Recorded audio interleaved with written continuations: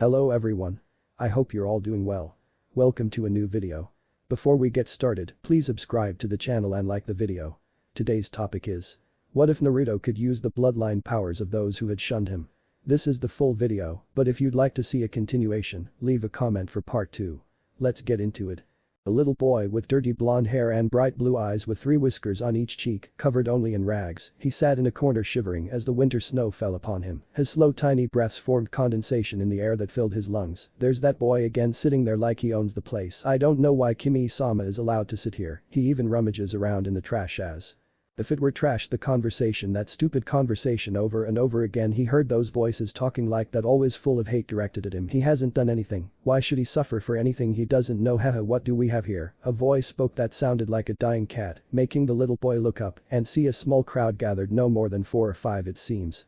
That God has given us his light today, and that we can take our deserved revenge, said another voice. A man grabbed him by the shoulder and looked at him with an air of warning. We can't kill or hurt the boy, he whispered. What are we going to do? Make fun of him? Look at him, he's already suffering enough. The man removed the other's hand and looked at him angrily. Don't feel sorry for the monster, and I told you something about hurting him. I don't have a better idea. He turned to another person and smiled. Go get a big bucket of water, then grabbed the blonde, who began to kick and scream, trying to get free while removing her rags, leaving them only with a pair of clothes-stained interior. The man came back with difficulty holding a large bucket of cold water. As he fell forward, the leader of the group smiled as he took the bucket of water and poured it over the blonde boy, causing him to scream in fear, and felt an even more intense cold as the water began to freeze around his skin. Come on, we have to go, yelled one of the cruel men as they ran off, laughing to themselves as they disappeared from sight. The boy was left there shaking as he cried silently, knowing that any noise would cause more abuse.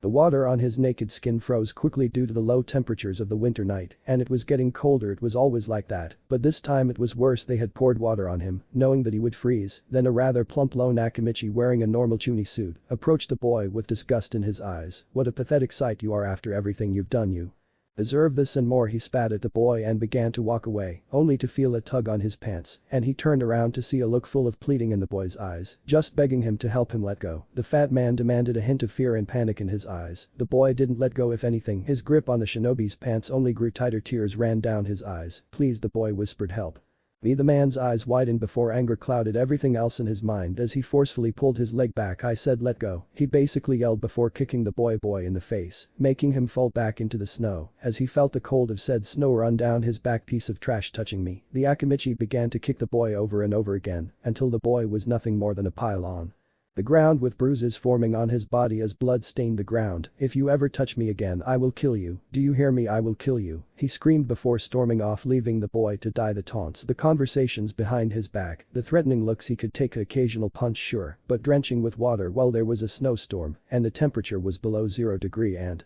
then when he called for help, a man hit him. No, he wouldn't accept it. The clear bright blue light that once were Naruto Uzumaki's eyes was gone when he suddenly felt something inside him break like the ice on his skin. As he stood up, his mind snapped as a smile grew on his face for the first time in a long time, but along with the ice coming off his skin and his fragilely made of glass cracks, he felt a sudden surge of power as if he had become physically stronger. Mire his arms and saw steam coming out of them. The water and ice slowly evaporated before looking up and seeing a clothing store that was about to close. He walked calmly forward, opening the door of the store as the bell rang, alerting the owner that a new customer had arrived. You're in luck, we were about to close, said a man with his back to the boy who filled the shelves behind the counter with cigars and cigarettes alike. Go ahead, get whatever you want. Naruto looked at the man before walking to the back and putting on some clothes he personally liked before walking to the counter. I don't have any money at the moment, but do you think it would be possible to borrow it? I'll pay you my extra liens when I get my money. I should have it by next week, the man replied without turning around. 1 extra liens, sure, but I'll need you to fill out some forms so I can find you if you don't pay. The man turned around and saw Naruto standing there in clothes a little too big for the malnourished child, but then he recognized him immediately. You, he said, almost screaming in a mix of terror and rage. How dare you come into my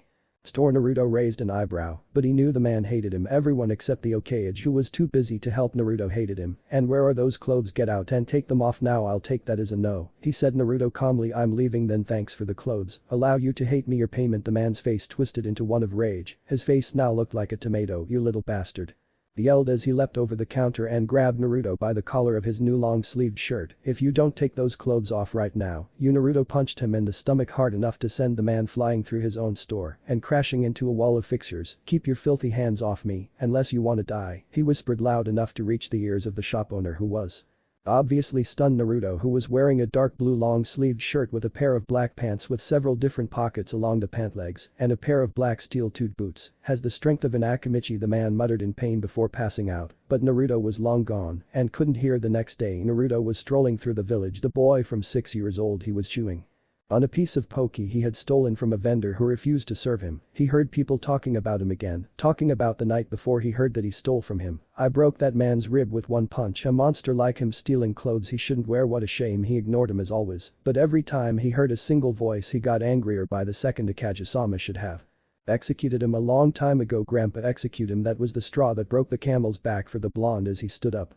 he staggered. His blue eyes had long since disappeared, replaced by those of the K. "Shut up before I rip your tongue out," he shouted with venom, sending a killer instinct so that all the civilians froze. "Listen, and listen well. I may be young, but I won't allow you to talk about me like that again, and if any of you try to attack me again I will kill you." Then the same Akimichi that had hit him approached and glared at him angrily. "What the hell do you think you are, a big shot? Let's not forget that last night you were crying like a baby, practically naked and frozen, and now this arrogance of yours appears. Or you have lost your mind, or you are suicidal." Naruto smiled viciously, making L. Akimichi nervous as he advanced until he was at least a foot from the man, looking up with an evil glint in his eyes. "You hurt me yesterday, and all I did was ask for help. Allow me to return the favor." And in an instant Naruto punched the fat man's stomach, causing saliva to come out of his mouth and fall back a couple of feet without being pushed forward like the last man who was hit by Naruto due to his weight. "What the hell," he muttered to himself, getting up again while the civilians watched in amazement as the 6-year-old boy glared at the Akimichi clan member. He looked at Naruto. He didn't hesitate in the slightest. "You're going to pay for that." He lunged forward, his arm increasing in size, which meant doubling his muscle and strength as he went to hit Naruto, only for his arm to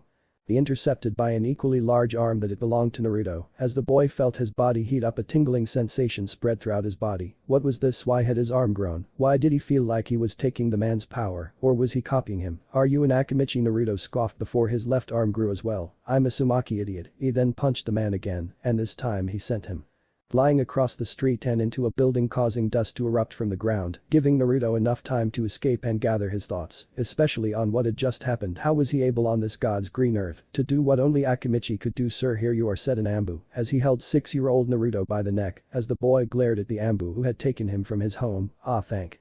Yusen Salovi, the third Hokage and the longest reigning Hokage in history, wore the traditional Hokage robes, and the red hat with the fire insignia on it was old and wrinkled, but his eyes shone and reflected years and years of knowledge. He turned his attentive gaze towards Naruto as the Ambu walked away. "Hello, old man," greeted Naruto as he walked forward and dropped into the chair in front of the desk. "Of what I see, what do you want?" Yusen maintained a serious expression as he looked at the boy in front of him, noticing that the previous shine that once showed in his sky blue eyes had now disappeared, replaced by an opacity that should only be seen in the depths of the sea. "I want you to answer a question." Naruto nodded, looking fearlessly into the cashier's brown eyes. "Why did you rob several stores earlier today and hurt some of the store owners when they tried to stop you?" Naruto shrugged. "They deserved it, and I don't have the power to do it," said Yusen, frowning at that statement. "And how the hell did they deserve it?" Naruto asked with a bit of steel in his voice that Naruto had never heard before. "They are all mean to me, ninjas and civilians alike, villagers. I'm tired of letting them talk to me like that, refusing to serve me even if I offer to pay them more. They are all trash to the last one," he said, venomously staring at the village that could be seen from the transparent windows that were behind the cashier's desk where Sarutobi was sitting. Naruto yelled, startled. "You can't call the villagers boss. They are the ones who make this village, and when you say something like that you are basically committing treason." Naruto was shocked to hear those words come out of his mouth. Of Sarutobi, he was the only person he had ever been truly close to, and now to see him take his side without even addressing his grievances was just wrong. "Old man," he whispered with the shock and betrayal evident in his voice. He stood up from his chair and took a few steps back. "If I find out you attack another villager, Naruto Uzumaki, mark my words, you will be punished," he said, staring at Naruto, who was now basically pressed against the door with tears running down his face and his breathing quickening. The old man whispered in a broken voice, "How could you?" Why didn't he stay silent before staring at Abison? His eyes were no longer blue, but bright red. His pupils had now become sharp. Lines that went straight down the middle. I hate you. Then he ran out the door, leaving a shocked and slightly fearful Houston in his office. The one who ran away, or at least the seal, he muttered to himself as he began to write a letter. Jiraiya needed to know what was going on. Naruto burst into the village. Anger was his main being. How could the old man betray him like that? Why would he say such things to him? And he refused to listen to him. He shook his head and looked at everyone, and everything didn't matter. Why would it matter? The 6-year-old boy was diving into a dark place, and it wasn't going to get better from their flashback. They're going to adopt me, Naruto shouted excitedly as he looked at the person who owned the orphanage. His bright blue eyes sparkled at the widow in front of him. She gave the boy a fake smile, hiding the disgust that was well hidden in his eyes. Yes, now just go outside and you'll find them. Naruto smiled as he ran through the halls of the orphanage, trying to get to the front door as fast as he could. He had dreamed of this moment for as long as he could remember. He could finally have a mom and a dad. It was the best gift the boy could receive on his birthday since now he was exactly 5 years old. He opened the door and saw nothing but the orange and yellow autumn leaves that had fallen from the trees surrounding the orphanage. He looked around with a confused tone before he was pushed down the stairs, which were actually only 3 steps, but it was enough for Naruto to crash to the ground, scraping his knee, drawing out a bit of blood. The little boy cried as his shaking hands touched his scraped knees, shaking from the shock of the sudden pain. The matriarch of the orphanage looked at Naruto without a shred of mercy in her eyes, not caring about the boy's crying. And don't come back, she yelled as she slammed the door shut. But the slam of the door making Naruto flinch. She lied. End of flashback. Naruto was sitting in one of the many training grounds Konoha had to offer, meditating as he had been doing for the past few weeks, minding his own business. He was still angry, no furious at the old man for speaking to him like that. Every day in the village was a reminder that they didn't want him, that he was less than trash, but he would prove them wrong. He would prove them all wrong, and he didn't care what it cost, as long as he could enjoy the fact that they would have to admit that he was right and they were wrong. Then 2 Jining around the age of 12 and 13 showed up at the training camp, and when they saw the kid their parents told them to stay away from. Well, they became arrogant and quite rude. Hey, get out of our training camp, rat. I'm not trying to kick a 5-year-old's ass. Naruto opened one eye and saw that one of them was a Hyuga being, obviously by the outfit he was wearing, and the other was a Uchiha, seeing the crest on the front of his black shirt. I'm 6 years old, said Naruto as he stood up, stretching a little, and I got here first. There are many training camps throughout the village, just go there and train, he said simply. The 2 Jinings stared at him. If looks could kill, Naruto would be nothing more than ashes at that moment. When I tell you to do something, Aluga shouted, rising above the boy while glaring at him. His Yugen activated, and the veins around his wide eyes bulged. Do it. Naruto felt his body heat up, and that same tingling sensation surrounded him as he suddenly felt his energy heading towards his eyes. Before he saw everything in a 360-degree angle even behind him. The Hyuga stepped back in surprise as he saw Naruto's Yugen's eyes widen, a pulse of chakra running through the training grounds. How the hell do you have the Hyuga if you're not a Hyuga, he shouted, pointing an accusatory finger. Naruto saw 2 blue fires bright on each of the genin, with lines that extended throughout their body. Maybe the Hyuga kicked him out because he's a bastard son, the Uchiha commented with his Sharingan activated, and without detecting any Genjutsu. From what you told me, that's completely possible. The Hyuga shook his head, still learned that Naruto used the sacred eyes of his clan. Our genetics are very dominant. He would look and feel like a Hyuga if he were. He's an imposter, the Uchiha smiled, taking out a kunai. His too took his Sharingan spinning. You won't mind if they attack first, right? I mean, he just told us to leave indirectly. The Hyuga smiled with zone forward. I don't care. The Uchiha ran forward, and Naruto's eyes widened as he carelessly dodged a kunai slash. Being able to dodge it was almost extreme luck. Thank goodness the boy was somewhat slow. His body felt tingly and warm once again, and no way of 2 bloodlines. The Hyuga stuttered, looking at Naruto with a mix of fear and amazement. But how he screamed at the fight his Sharingan. He came across Naruto's own Sharingan, which was holding 2 tomos, each both spinning while maintaining a rather messy posture. He was not trained, so it was not a big deal, but the genin were terrified at the moment. They did not notice. We have to get out of here. Mom was right, it's a monster, yelled the Hyuga before the Uchiha, and he flew out, leaving a very confused Naruto, who suddenly grabbed his head while a dull pain suddenly erupted, leaving the boy dizzy. What's wrong with me? He yelled. Naruto in fear fell to his knees and his vision blurred. His head spun as the last thing he saw was the silhouette of a figure approaching him before everything went black. Naruto woke up to the smell of meat cooking. Said smell invaded his lungs as he breathed deeply. It had been a long time since he smelled something so delicious. He sat up slowly. His whole body ached as he let out a small moan. Be careful, you are suffering from chak exhaustion. Copying 2 bloodlines in such a short time. Apparently it's quite tiring. Lie down, dinner is almost ready, a voice spoke, making Naruto stop, looking to the right as he saw a silhouette as a fire burned. A stick over the fire contained 2 rather large fish. Who are you? The man, or rather the teenager, Naruto guessed by the shape of his body. He couldn't be older than 16, maybe 17. The teenager laughed a little. I'm Mr. Super Kami Sensei, but you can call me the Great Shisui. Naruto nodded as he closed his eyes, resting his That okay Shion, thanks for dinner I guess. After a few minutes he sat up completely, no longer feeling as much pain. Shisui handed Naruto a fish on a stick, who began to eat enthusiastically, since he hadn't eaten in about 26 hours. Naruto Uzumaki, for the past few weeks at my own discretion I have followed you, and for some reason every time you get close to a person who possesses a bloodline you turn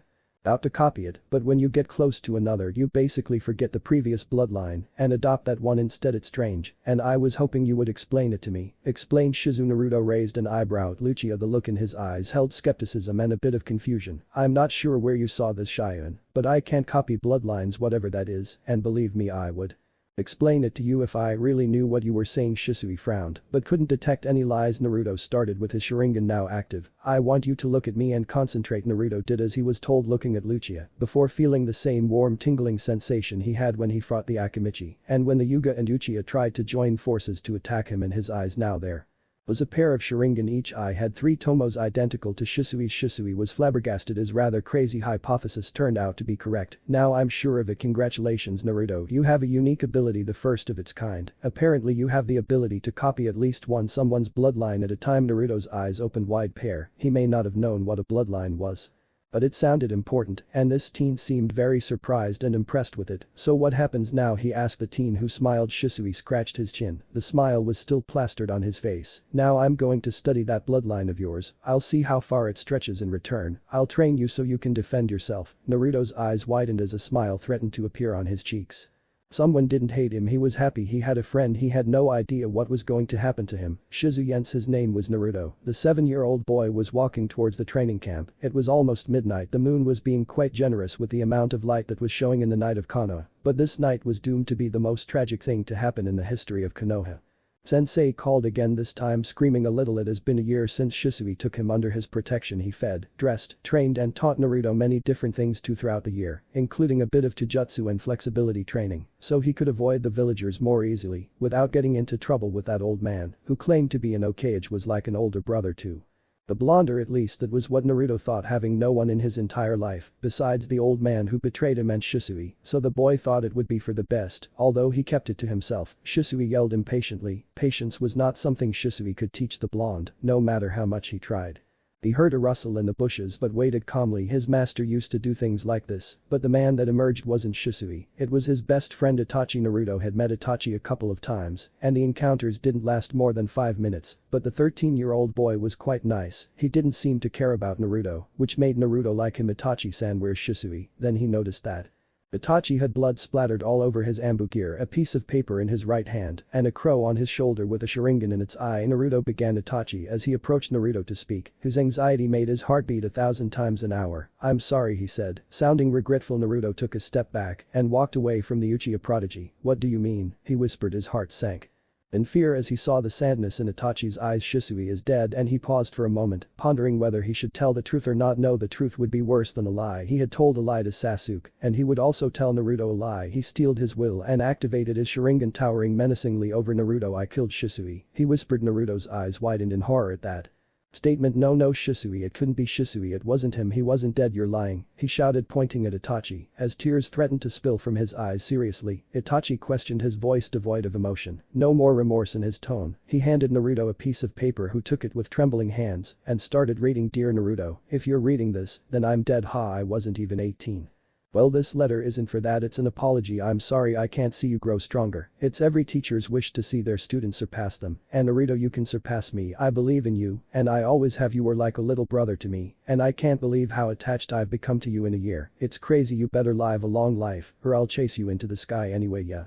Goodbye Naruto. Uchiha Shisui, it's not true, it's not truth. Naruto denied repeatedly. Shisui was strong, he couldn't have died. Itachi sighed internally before grabbing Naruto by the collar and lifting the boy into the air. Look into my eyes, Naruto ordered, and the blonde stared at Lucia, but Itachi's Sharingan was different. Tsukiyomi, whispered Yachi, before the world around Naruto dissipated and turned red and black with a bright red moon shining from above. If you don't believe me, then allow me to rectify that and show you the truth. Naruto Uzumaki. Naruto saw Itachi Shisui fight using jutsus that Naruto didn't even know existed, but then he saw Itachi stab Shisui with his sword right in the heart before removing his mentor's eye. Naruto screamed as Shisui fell into the Naraka River and his body But swept away by the current monster. You are a monster. You killed Shisui. He was your best friend. How could you do that to him? Naruto screamed like a madman. Itachi cringed inside. But he had to. Naruto, I will force you to relive that moment for the next 72 hours. I hope you enjoy it. Without doubt I will. Naruto watched Shisui die over and over and over and over and over and over again. Every time the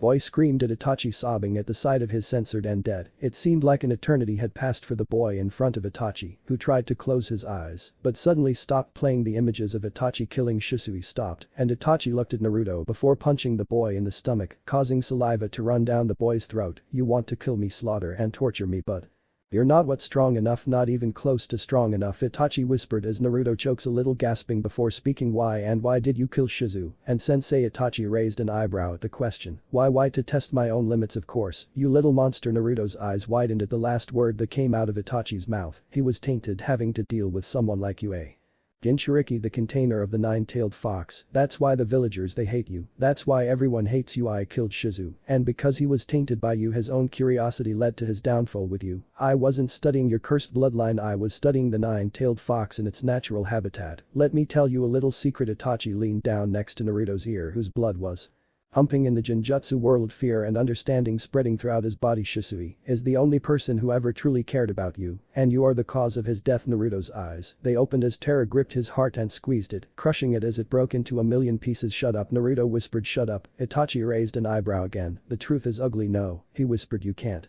stand the fact that your most precious person is dead because of you. You lack the strength to help him, and look where that got you. I told you to shut up, Naruto shouted, his blonde hair hanging in front of his eyes. Shut up, shut up, shut up, shut up, shut up, he shouted over and over again. Itachi covered Naruto's mouth with his hand and smiled. You want to kill me in the most painful way possible? No, he whispered, but you can't. You lack hate, and hate is what makes you stronger. Come face me when you have enough hate. Until then it's not even worth killing you. He felt that the 72 hours had been fulfilled and released the Genjutsu. As blood began to run from his right eye, Naruto fell to the ground. The last thing he saw was the silhouette of Itachi and the crow from his shoulder flying towards Naruto.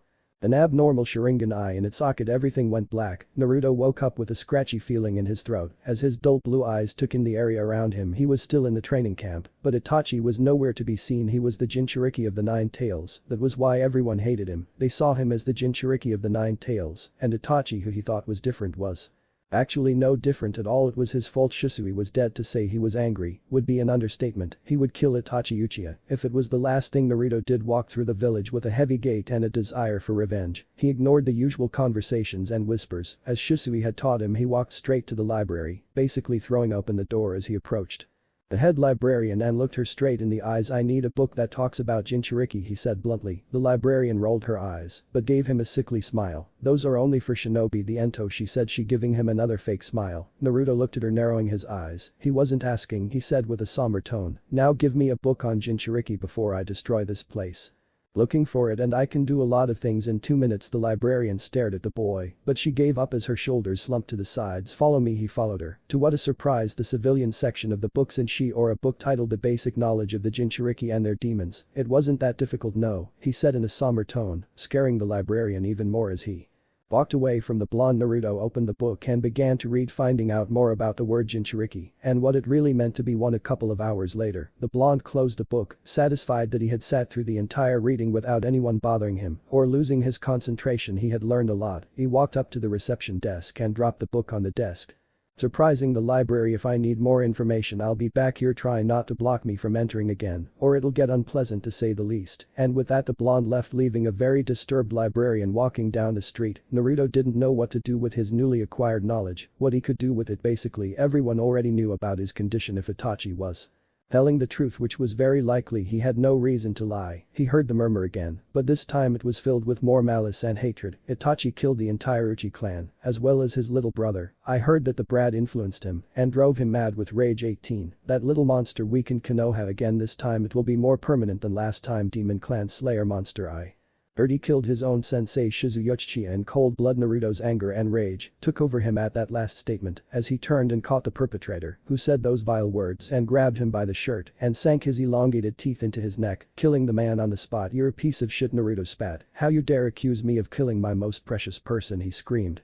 Punching the already dead man as blood poured from his mouth. Everyone who witnessed the atrocity had mixed reactions. Several vomited and then ran away, others were frozen by the sheer horror of the action, and some were angry. The angry ones lunged at the blonde whose eyes widened, and a sickly smile grew on his face, laughing a little for rather screamed as he jumped forward using his nails to dig into the throat of one of them, flipping over onto his stomach and kneeing another in the stomach before rolling onto the man's back and grabbing a household knife from the other man who had pulled it out of its small sheath and stabbed the man in the heart. He turned around and stabbed the other in the back multiple times, laughing about it the whole time. The latter had gone from pure rage to pure fear as he watched the unknown son of the deceased fourth Kage brutally kill 3 civilians, and then he turned his wild gaze towards him, his final victim. With this, he muttered before turning around and starting to run, only for Naruto to throw the knife at the man, hitting him in the back of the skull and entering his brain, killing him instantly. Then just at that moment the boy was held down by several different ambus, one that had a particular dog mask and grey spiky hair. He looked at the blonde with sadness in his eyes. He disappointed his sensei Naruto, who was chained to the chair in front of the desk of the box, as well as 2 ambu with a lion mask and a dog mask behind him. The Hokage was furious. "Naruto Uzumaki, you know what you've done," he shouted, and to the credit of the blonde he didn't flinch. "Obviously it was all my fault and they deserved it. I don't regret anything," he said, smiling, proud of his achievement, spitting out a little blood that wasn't his. "You do realize that this is punishable by death, right?" The ambu with a dog mask tensed, something that Naruto noticed despite the man I was behind him, "or with life imprisonment." "Yes I do, old man, but we both know you won't," he said, smiling madly at the Kage, who looked at the Jinchuriki with wide eyes. "Because of all the inhabitants of this village, of all the inhabitants of the world, we both know that I am the second most important person in this village, and you are the first. And how the hell do you explain that?" asked the Hokage enigmatically. Naruto rolled his eyes. "It's not obvious. I am the Jinchuriki of this village, the container of the Fox of 9 Tails." The Hokage almost stood up to attention. Anger spread through his system. "But not words." "Naruto, who told you that?" he shouted. Naruto's face turned into one of anger. "Itachi Uchiha, that son of a bitch, told me everything, and he also killed Shizu sensei. I will kill him, even if it's the last thing I do," he shouted. Hokage's eyes softened for a split second before hardening again. "And why the hell was he training you, Shisui?" Naruto's face went blank before he smiled. "Someone here has an ancient bloodline." The Hokage here raised an eyebrow, taking a drag from his pipe. "Why?" Naruto rolled his eyes, stomping his foot on the ground with some impatience. "Just tell me, and I'll show you." The Hokage sighed. But before he could say anything, the ambu with the dog mask stepped forward. "I have the bloodline, but it was never mine originally." Naruto shrugged and placed his hand on the gray-haired shinobi's arm and closed his eyes. A second passed, and he opened his eyes, frowning. "I don't think it will work if it's not yours." "I'm sorry, I think it should run straight through your veins." The ambu nodded as he took another step back. This time the lion ambu took a step forward. "I have one, try it," he spoke, his voice much deeper than the previous. His only characteristic was his brown hair. Naruto let out a small sigh, but grabbed the ambu's arms and suddenly felt his whole body heat up as that same tingling sensation ran through his body, and he let go of Lambu's arm. "Could you take a step back?" Naruto said, and the ambu moved away a few steps while he jumped up and sat motionless in his seat as he watched. Naruto did a one-hand seal, and suddenly a large tree grew outside the window behind Sarutobi, causing both Yukas and them to fall in fright. Sarutobi turned around, and his eyes widened at the sight of the chakra-infused wood-style tree. Naruto asked, "That's weird. How did you do that?" Naruto asked, completely baffled at what he saw. "Apparently my bloodline is to copy other people's bloodlines. I can only do one at a time, and apparently my ability to handle it is better than the original user, but that means my chakra drains faster." Sarutobi's eyes widened. "You mean to tell me that if the strongest Yugen with the best Yugen came up to you, you could see and use Yugen better than him?" he asked quickly. Naruto shook his head. "In terms of range and seeing the paths of chakra, yes, but in terms of using it, I don't need proper practice and stuff like that with him." Solovey nodded, understanding now. "Well, this it changes a lot of things now." Naruto smiled and started to walk away. "Of course, old man, I'm probably more important than you to this village. Now I look back, and you've done a terrible job of keeping me happy right now," Naruto said. Sarutobi, his voice implying a warning. "I won't do whatever I want from now on. Besides, I read a book, The Law of Speaking Openly About My Condition as a Jinchuriki is punishable by death. I've only been following the law that you don't protect. I'm done with this village, and right now I'm done. The only thing stopping me from leaving is the fact that I need a safe place to get stronger so I can kill Itachi." His fists were clenched. The tree outside was getting thicker and pumping out more chakra, Naruto said to Sarutobi. His tone was now gentle and filled with hidden remorse that neither dog nor lion could detect. "Go visit the hospital. In room 233 you will find the last Uchiha. Make friends with him. You will find out that he might have the same feelings for Itachi as you." Naruto laughed bitterly. "And why?" He would have the same feelings as me, he questioned sarcastically. Itachi Uchiha was his brother, and he saw Itachi kill his entire family several times. He should wake up soon. Go. Naruto hesitated, but nodded. It would be interesting to meet this last Uchiha, but he would have Itachi's head, and no one else. Itachi, the most hated person in all of Konoha. However, only two people hated him at that moment, but those two had enough hate in their hearts to give nightmares to even the angriest person. Those two people did not. They were none other than Naruto Uzumaki and Sasuke Uchiha, and today is the day the author introduces them to each other. Naruto opened the door that Sarutobi told him was Sasuke, and the first thing he saw was the massive flowers on a table across the room, brightly colored flowers that lit up the room so making it seem more lively. He was disgusted. He walked forward and saw Sasuke sitting eating his dinner. His charcoal eyes showed no light, they only had that opacity that Naruto had in his. Sasuke heard the door. He closed his eyes and looked up, expecting to see a sympathetic nurse or another psychologist. But instead he saw a boy no older than him looking at him, his eyes hiding his true intentions. "What do you want?" Sasuke asked with an annoyed tone on his face. He just wanted to be left alone. However, Naruto didn't give the boy an answer. He just walked forward before standing in front of Sasuke's bed. "What did Sasuke ask again?" This time the anger was evident in his tone. "Are you Sasuke Uchiha? The last survivor of the famous Uchiha clan?" Itachi's brother Sasuke frowned. "Don't you dare mention that man to me," he yelled angrily. Naruto felt a small smile creep across his face. Sasuke started. After Sasuke calmed down a bit, "Your brother took everything from me, just like he did to you. Now he has one of two options." Sasuke fought the urge to roll his eyes at that. "And what the hell is that?" he asked. With a bit of sarcasm as Naruto's entire demeanor went from emotionless to angry in one split second, his face twisted with a kind of rage. "Either you will help me kill Itachi, or you will stay and watch as I kill Itachi myself." He said, "Itachi is mine, not yours. He took my family, he took mine too." The two boys stared at each other before Naruto sighed, controlling his anger. "Itachi is strong, he is only 13 years old and he killed your entire clan, and when we reach his level, he will be even stronger. I know I can't kill Itachi on my own, and I think you don't either. You know you can do it. I will gather all my hatred, and I'll kill Itachi myself." Sasuke roared, throwing the blankets off his legs as the food he had been eating scattered across the floor. The plate also shattered as he leapt onto the table and grabbed Naruto's collar and shook him violently. "I'll kill him, I deserve it. I," he screamed as tears ran freely down his cheeks, landing on Naruto's blue shirt. Naruto corrected, "I don't know you very well, and I know you don't know much about me, but out of all the inhabitants of this village, we both have suffered more than any of them. In my opinion, we are very similar, but I am willing to learn more about you if it means Itachi dies." "We are nothing alike," said Sasuke as he released Naruto's collar and walked away from the blonde. Naruto bowed his head. "Don't let me tell you the facts. We both hate Itachi. We are both orphans at this point. We both want to see Itachi dead. I think we are about the same age, and we both have formal training in one way or another. Give me one good reason why we shouldn't team up." "I don't know you," Sasuke whispered. "How do I know you're not one of Itachi's lackeys?" Naruto's face darkened and twisted as he stood up, brushing imaginary dust off his shoulder. "Cause him not a piece of trash," he whispered venomously. "Don't ever say I'm in cahoots with him." Sasuke yelled, shuddered at the intensity of Naruto's tone, realizing the boy wasn't playing around. How do you plan on carrying out this plan?" Naruto fought back the smirk that threatened with appearing on his face. He just needed to provoke Sasuke a little bit simpler. "We try our best. We finish the academy and learn everything we can from them. Then Itachi is our." Sasuke let a dark smile appear on his face. "Okay, but I hope you can keep up." Naruto let out a mocking smile with his canines pointing slightly outwards. "That's my line," Naruto said as he extended his index and middle finger towards Sasuke. Sasuke raised an eyebrow at the strange gesture. "Why not a simple handshake? Is it a finger shake or something?" he asked, genuinely confused. Naruto laughed a little, but his face quickly returned to its normal expression. "You will get a full handshake once Itachi is dead." Sasuke's eyes lit up as he understood. Before taking his two fingers and shaking them, "Can I get over that now? What do we do?" Naruto's sinister smile puzzled Sasuke, but he ignored that darkness behind that smile for now. Now back to training. 6 years later, Naruto yelled for the fourth time that day. A 13-year-old Sasuke going on 14. "If you don't get up in the next 20 seconds, I'll feed you to my fans." Naruto shot up from the bed with a glare on his face as he looked at Sasuke, who had a smirk on his face. One day Sasuke, I'm going to end up strangling you with Sakura's ribbon." Sasuke tilted his head, one face of feigned innocence. "Was his why Sakura? Aren't you in love with that girl, right?" Naruto laughed a little as he put on his clothes. "I don't need romance, Sasuke, you should know," smiled Sasuke. "I guess his forehead is pretty big."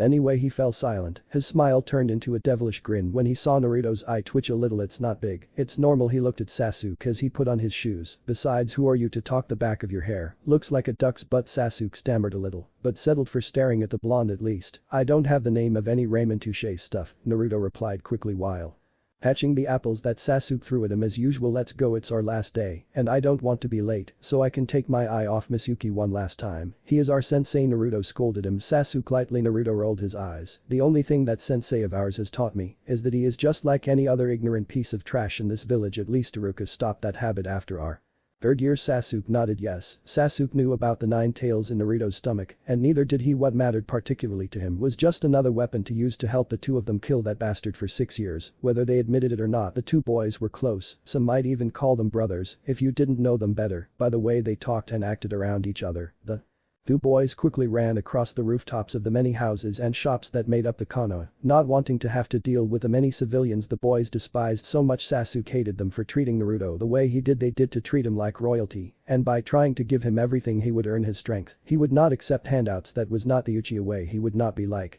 his older brother. The two arrived at the academy, Naruto in front and Sasuke behind. They had a system. Naruto would keep all the girls away from Sasuke since they treated him like the plague, so it was easier for him to go to the front. They entered the classroom and sat next to each other, leaving a free seat next to Naruto, who sat in the middle, the fights of his classmates' class buzzing in the back of his mind as he pulled out a book and began reading it. Sasuke doing the same. The book Naruto was reading was called Chakra Manipulation and Control, while Sasuke's book was called Chakra Theory Behind Fire Ninjutsu. The two of them were the top 2 in the class. Sasuke was first, and Naruto was obviously second. It wasn't that Sasuke was stronger, it was just that Naruto didn't care to pay attention.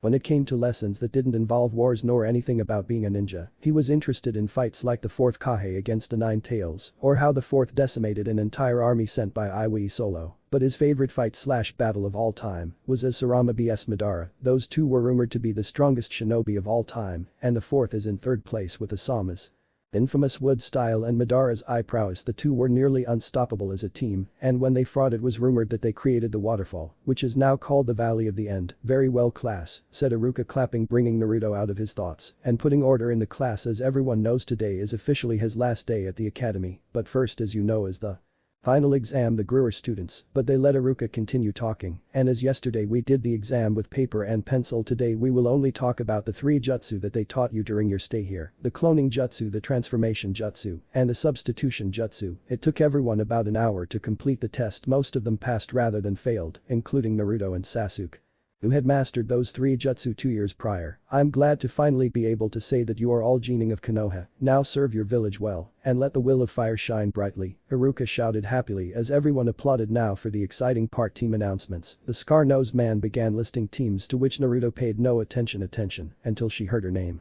Team 7 will consist of Naruto, Uzumaki, Sakura 1 and Sasuke. Uchiha Naruto accidentally let a smile cross his face when he heard Sasuke's name. Everything was going as planned. Tense and Soraka almost attacked, and everything only got better. Naruto and Sasuke trained by the strongest Jin in the village. Yes, please. Sakura looked at her 2 new teammates with a worried look in her eyes when she saw the gleam in Naruto and Sasuke's eyes, but what she didn't know is that her life would change that day forever, and it was going to be very interesting if he doesn't show up in the next 5 minutes. I want you to kill him, Naruto said. Sasuke, irritated. Naruto opened one of his eyes and looked at the closed door and sighed. I would rather not think that I could kill a Hounin, Sasuke replied naturally.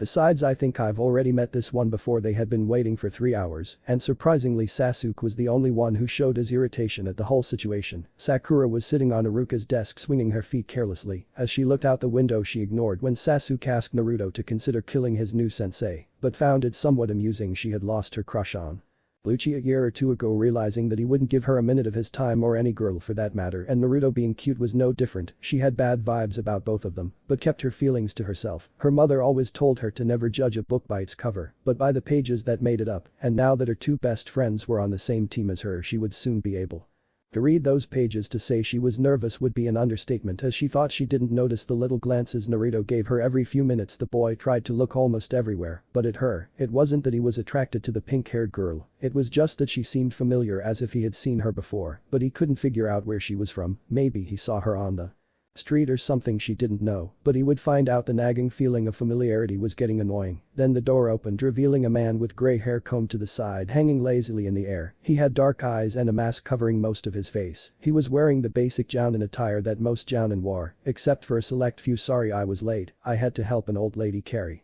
"Her groceries up a rather large hill," Naruto said, rubbing the back of his neck. He raised an eyebrow, but didn't question it. "I don't know why you would help trash, but I don't care either." He walked over to the Jounin and sized him up. "But you know my opinions on the village, don't you?" Doxin Kakashi had nodded. "And it bothers you at all. As long as you don't kill anyone else, I don't think I care," he said.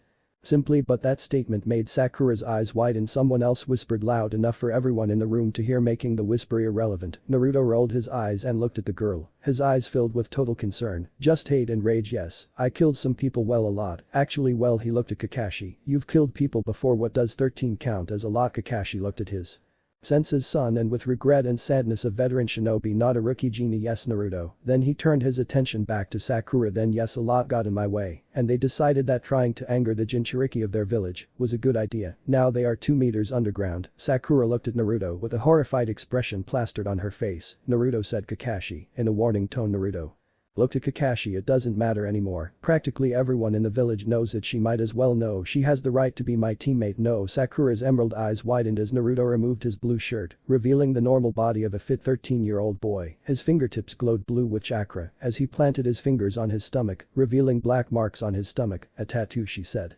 with fear evident in her voice. Naruto laughed a little at the girl's ignorance. "No, this is a complex seal that the 4th Kage made to defeat the 9-tailed fox. He sealed it inside me when I was born, which made the entire village hate me for no apparent reason. Beyond blaming someone when I was little, I wanted to prove everyone wrong, but now I didn't care about those bastards." Then she turned to Kakashi and put her shirt back on. "But anyway, what were you going to say, sensei?" Kakashi sweated at the sudden change of mood, but shook his head. "Let's all go to the roof," he said in a tired tone. The 3 new Henin arrived at the roof and saw Kakashi sitting hunched over the railing at the edge of the building, waiting for them. He had done something strange. He disappeared after saying that sentence.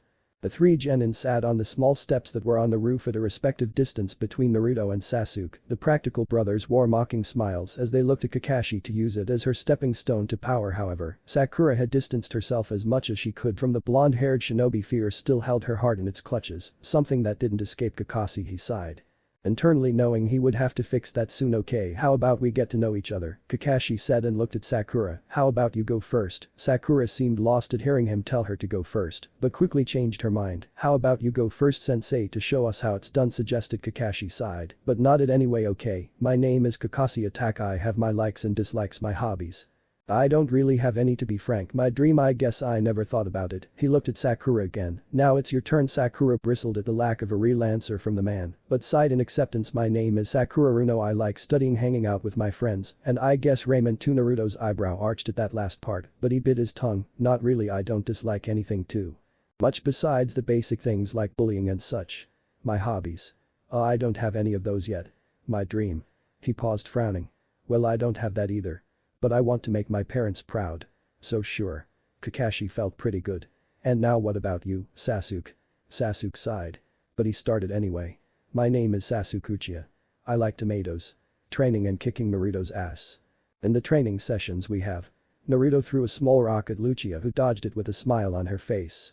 "His face doesn't displease me at all, because how can you dislike something you don't care about? My hobbies include learning new fire jutsus and once again kicking Naruto's ass in the training we have this time." He dodged a bigger rock, the smile still on his face. "And my dream," the smile disappeared when it suddenly became darker. "The air decreased in temperature is to revive my clan, kill a certain man." Kakashi felt solemnly, knowing who Sasuke was talking about now. "Finally, but not less important, your turn," Naruto said, nodding towards the blonde. "My name is Naruto Uzumaki. I think I like ramen and training, kicking Sasuke's ass easily, and probably the looks the villagers give me. I don't like the fact that Sasuke doesn't let me bring as much ramen as I want home, and I also dislike the dog that Kiba has. He's always sniffing me." "My hobbies include training, kicking Sasuke's ass." This time, he had to dodge a small knife, which he made Sasuke stare, who was smiling once again at the blonde Kakashi, and Sakura looked at the 2 boys with serious faces, but they ignored him. "And maybe take care of plants." "I don't know, I always wanted to try that." "How weird." Sasuke snorted, only to get kicked in the face, and finally said Naruto while smiling fiercely, scaring Sakura even more and making Kakashi regret it even more. "My dream? It's not a dream at all, because I'm going to make it come true. I'll kill Itachi Uchiha along with Sasuke." His behavior changed once more than a typical indifferent teenager. Interesting, Kakashi noted. I guess they all have good goals. I like them. All three have potential. Normally I would do a bell test. I would evaluate their teamwork and such, but I will pass them now, so we can start training. How about tomorrow we do some training, you three against me? Naruto and Sasuke shrugged indifferently, while Sakura nodded nervously. Never been in a real training before. Well, we see you tomorrow morning at training camp 7. Don't be late. Oh, and don't forget to eat breakfast. Either. I want to see you throw up when you're too tired. Sakura turned green at that statement, already feeling a little dizzy after that statement. Anyway, see you. And just like that, the gray-haired Hing disappeared. Naruto stood up and stretched. His joints creaked as he let out a satisfied sigh before shoving his hands into his pockets. He looked at Sakura, who was walking away towards the stairs leading back to the academy. Hey, Sakura yelled, causing him to freeze and slowly turn around as fear spread throughout his body. After all, he was a killer. Naruto noticed the look in his eyes and his train of thought faded away. Oh, never mind, I'll see you at training tomorrow. Sakura nodded quickly before running towards the door, leaving Naruto and Sasuke alone on the roof. What the hell was that? I thought you were going to ask her out, Sasuke said with disappointment in his voice. Naruto said he glared at me. He was going to see if he wanted to go to that Yaku's ramen stand with us to celebrate his genin turn, but it seems he doesn't want anything to do with us, especially me, he said, laughing a little at the last part. Whatever that is, I don't care. Fuck him, let's go, he said as he started walking towards the edge of the building, planning on jumping from building to the ramen stand. Sasuke sighed. You and your obsession with ramen, come on, let them have tomatoes. Sasuke looked at Naruto warily. As the blonde, he kept looking at Sakura, who was several meters away from the two Avengers. Despite what many thought, Sasuke could read emotions quite well, and at that moment he knew that the only girl on the team was mortally afraid of the two of them. He let out an annoyed sigh before looking at Naruto again. The blonde was getting more irritated by the second. This was not good. The last time he saw Naruto so irritated was when a villager intentionally knocked a bowl of ramen out of the blonde's hands. Yes, Naruto didn't react very well to that man. Now he had a small bump at the end of his arm and a cute spot in the civil public cemetery. Naruto suddenly stood up and started walking towards Sakura, whose face was shadowed by her hair. Sakura raised her head like a deer caught eating in the forest, and her emerald eyes widened in fear at the sight of the blonde approaching her. Naruto shouted, Sasuke, what are you doing? Naruto stopped and looked at Sasuke. The look in his eyes was different from the usual hatred that was in his dull blue eyes. This time had a sadistic glint that made Sasuke nervous. What does he look like? He fears us. He doesn't fear me much more than you. I've simply decided to give him a real reason. That's all, he whispered. His eyes moved to the Sharingan, making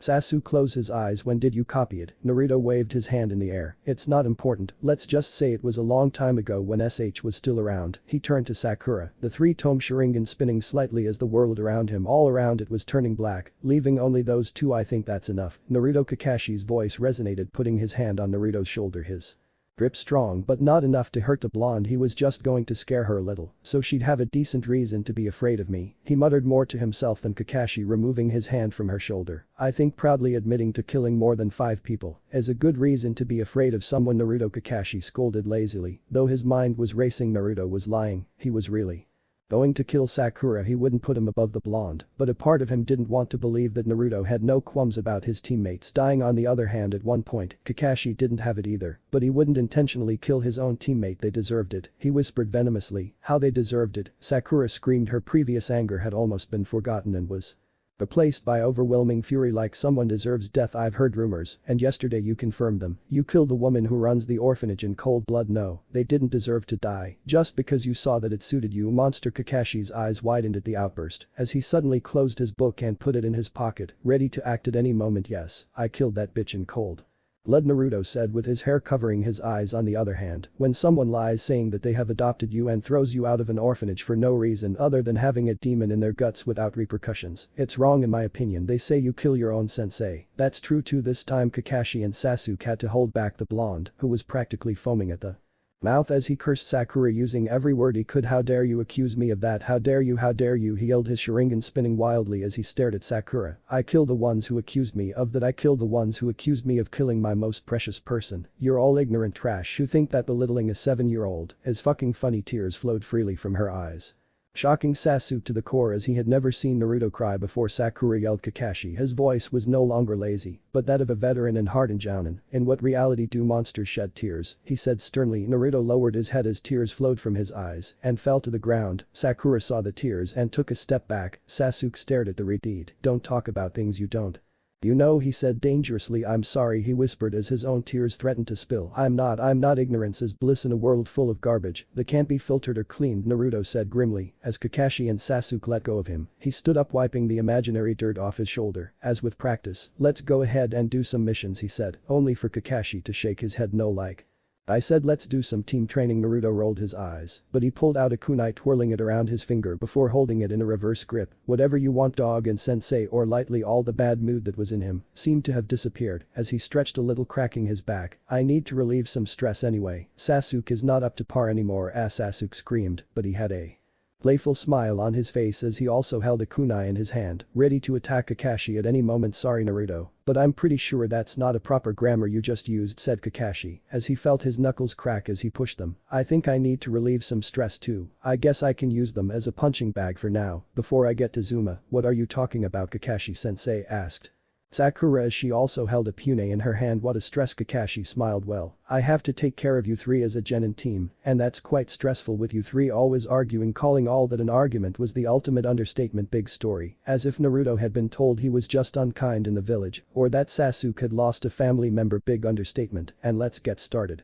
Kakashi yelled as Sakura disappeared into the forest surrounding the training camp, while Naruto and Sasuke simply walked and stood side by side with smirks on their faces. Oh, there's a challenger already, bring him in, Kakashi said, gesturing for the boys to come closer. Number 3, asked Sasuke without moving from the spot Naruto was standing. He thought about it for a second before shaking his head.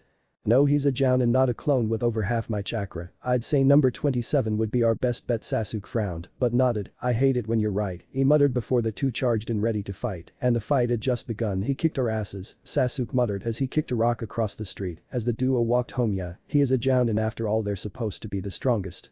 Naruto simply replied. Sasuke looked at him, and that bastard was one too. Naruto's eye twitched at the memory, but he didn't answer. We haven't gotten much stronger. We needed a master. Fuck those people we tried, remember they denied me, and they accepted you. I told you to leave. Sasuke shook his head. We're in this together. I won't leave you in the dust any more than I already have. Naruto smiled, but once again remained silent. Elsewhere, Akama saluted Kakashi before turning to the rest of the council and made a bow advisors and began to speak. Amura, one of the oldest and most senior advisors of the third council, who has served Konoha for centuries. I suppose both of them are stronger than the average genin. Kakashi shook his head. That would be an understatement, he replied, sighing. Those two are equivalent to mid-level tuning. How is that possible? Yuga asked with doubt in his voice. They didn't have any teachers, all they had was themselves. How could they be at the same level as our tuning? Kakashi ran a hand through his hair, gray, obviously taking in this information as well. I don't know, I guess they somehow snuck into the library and furthered their education on chakra and such from there.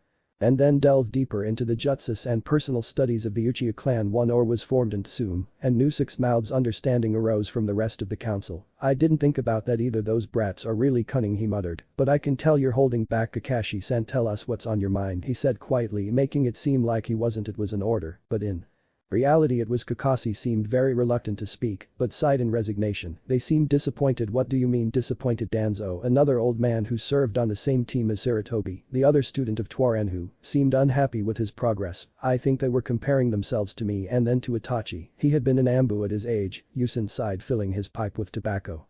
Quite angrily, Itachi was a prodigy and was trained by the Uchiha since he could walk. He breathed deeply, calming his anger as he looked at Kakashi. This is an executive order. You are to teach them everything that will give them more power, so that they are satiated and do not get carried away to abandon the village in search of more power. Kakashi seemed to be about to protest, but then Danzo spoke. You and do that, Kakashi, or I will personally take those two under my wing and ensure their loyalty to the leaf. Everyone in the room remained tense, waiting for Hokage's denial, but it never came. Yusin's face was cold as a stone while looking at Kakashi's only visible eye. Yes sir, he said, and he had nothing left to say. Then I would like to request a C-rank mission in about a month. By then you should be able to work with Sakura Uno, and that will give me time to get up at least a little. Granted, said Iron before waving her hand. The session is ended. Time skip from 1 month to Team C, greeted the Hokage as he watched the Team S enter the room. It seems like a month has passed since they became genin. Are you ready for your first rank? See, Naruto and Sasuke had smiles on their faces. Finally I can really show my skills instead of wasting time doing lazy civilian jobs, almost continued Naruto, only for Sasuke's hand to cover his mouth. Shut up, idiot. You're not wasting my time getting us into trouble. Haruka, who was sitting at another desk next to the Hokage, looked at the team nervously. Sir, are you sure you're ready? I mean, you're just new genies you can't handle. Arango tried to explain himself, but he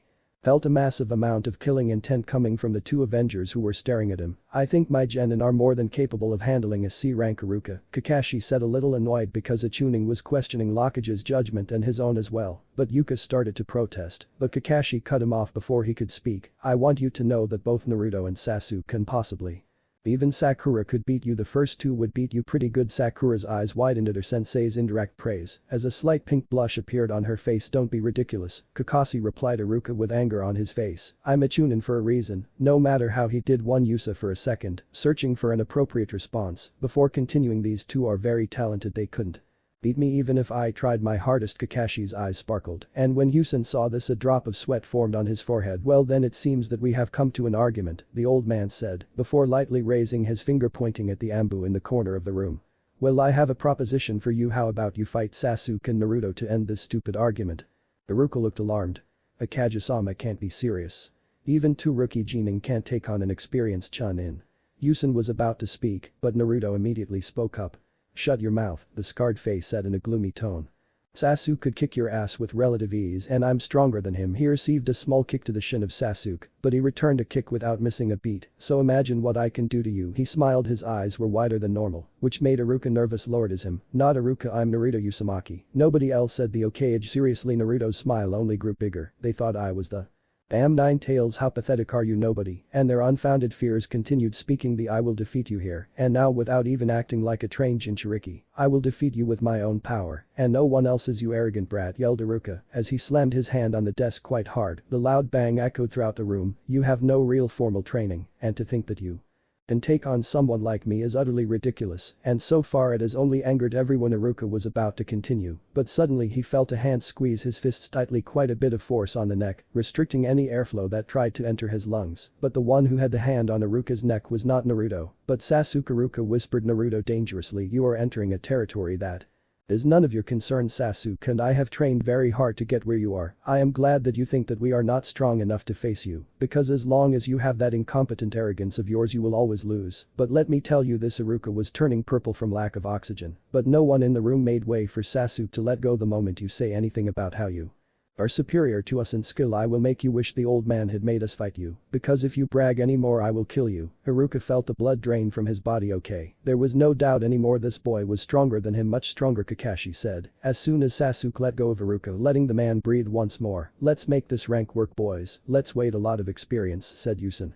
Let out a deep and heavy sigh sent to Tayson. I think we have his protection team ready. Tazuna looked at Naruto and Sasuke, who were walking about 3 meters ahead of the group with suspicion and a little fear. He had heard the conversation while he waited in the hallway, and he didn't know too much about how the villages worked, but it was obvious that the two boys had threatened his superior now. Well, Azuna didn't know if it was arrogance or truth, nor did he want to find out personally. He just wanted to get home safely and finish their bridge later. The boys whispered to each other in low voices. So during the tuning exams, why during that time, Sasuke whispered curiously, not bothering to look at the blonde hoe, as it would make them look suspicious if they talked in low voices while looking at each other, because that way we can surprise the old man and get promoted. A true ninja never reveals his true power, because doing so would be detrimental to the mission and may cause the opponent to discover you and find you ways to beat you, Naruto said as he saw a small puddle in the distance from which a small spike of chakra radiated. Sasuke, said Naruto as he stopped walking, which caused Sasuke to stop walking as well as he half closed his eyes looking at the puddle, and his eyes slowly moved towards the Sharingan. I see it, he whispered as he felt Naruto slowly put his hand on his shoulder, and Naruto let out a small growl as his own blue eyes moved towards his own Sharingan. Read 2 commas, clearly seeing the chakra emitting from the puddle in the distance. He turned to the rest of the team, who were surprised by the change in his eyes, but quickly put a finger on his lips, silencing any questions for now. He pointed to the puddle, making Kakashi close his eyes and sigh, rubbing his cheek through his mask as he nodded and approached Azuna, and the two began to whisper. Naruto, come on, Sasuke yelled as the two ran towards the puddle. Naruto launched Kuna and the aforementioned puddle, and Sasuke made some quick hand signs as he suddenly released a fireball heading towards the puddle, but 2 figures dressed in black and completely adorned with metal, including a glove with claws on each of them with chains connected to the gauntlets, ready to fire at any moment. You take the left one, I'll take the right one. Sasuke nodded as he ran to the left and slammed his cradle in the man's metal claws. With a mocking smile printed on Lucia's face, "You're in something that's beyond you, rookie," the mist ninja whispered as he slowly applied pressure to his glove, causing Sasuke to step back a little. But the smile never disappeared. "I'm not right where I'm supposed to be," he shouted with a huge smile on his face as he jumped into the air and did just two hand signs, fire-style phoenix flower jutsu he shouted as several small balls of flames fell on the mist ninja Gosu, who he quickly made his own set of hand signs and slammed his hand into the ground, causing a thin layer of dirt to erupt from the ground. He smiled as he felt the flames disappear into the dirt he had created, before he felt a small stinging sensation in his legs, before he felt his legs slowly burn from the inside, making him scream. In agony as Sasuke stood over the shinobi, "You fell right into the trap. It doesn't matter, it won't kill you, but you won't be able to walk again without a cane, that I guarantee." He glanced at the wall made of earth and with a quick kick he made it collapse and return to its original form. "You are Gozu of the Demon Brothers. I expected something more from a C-rank criminal." Naruto at the same time.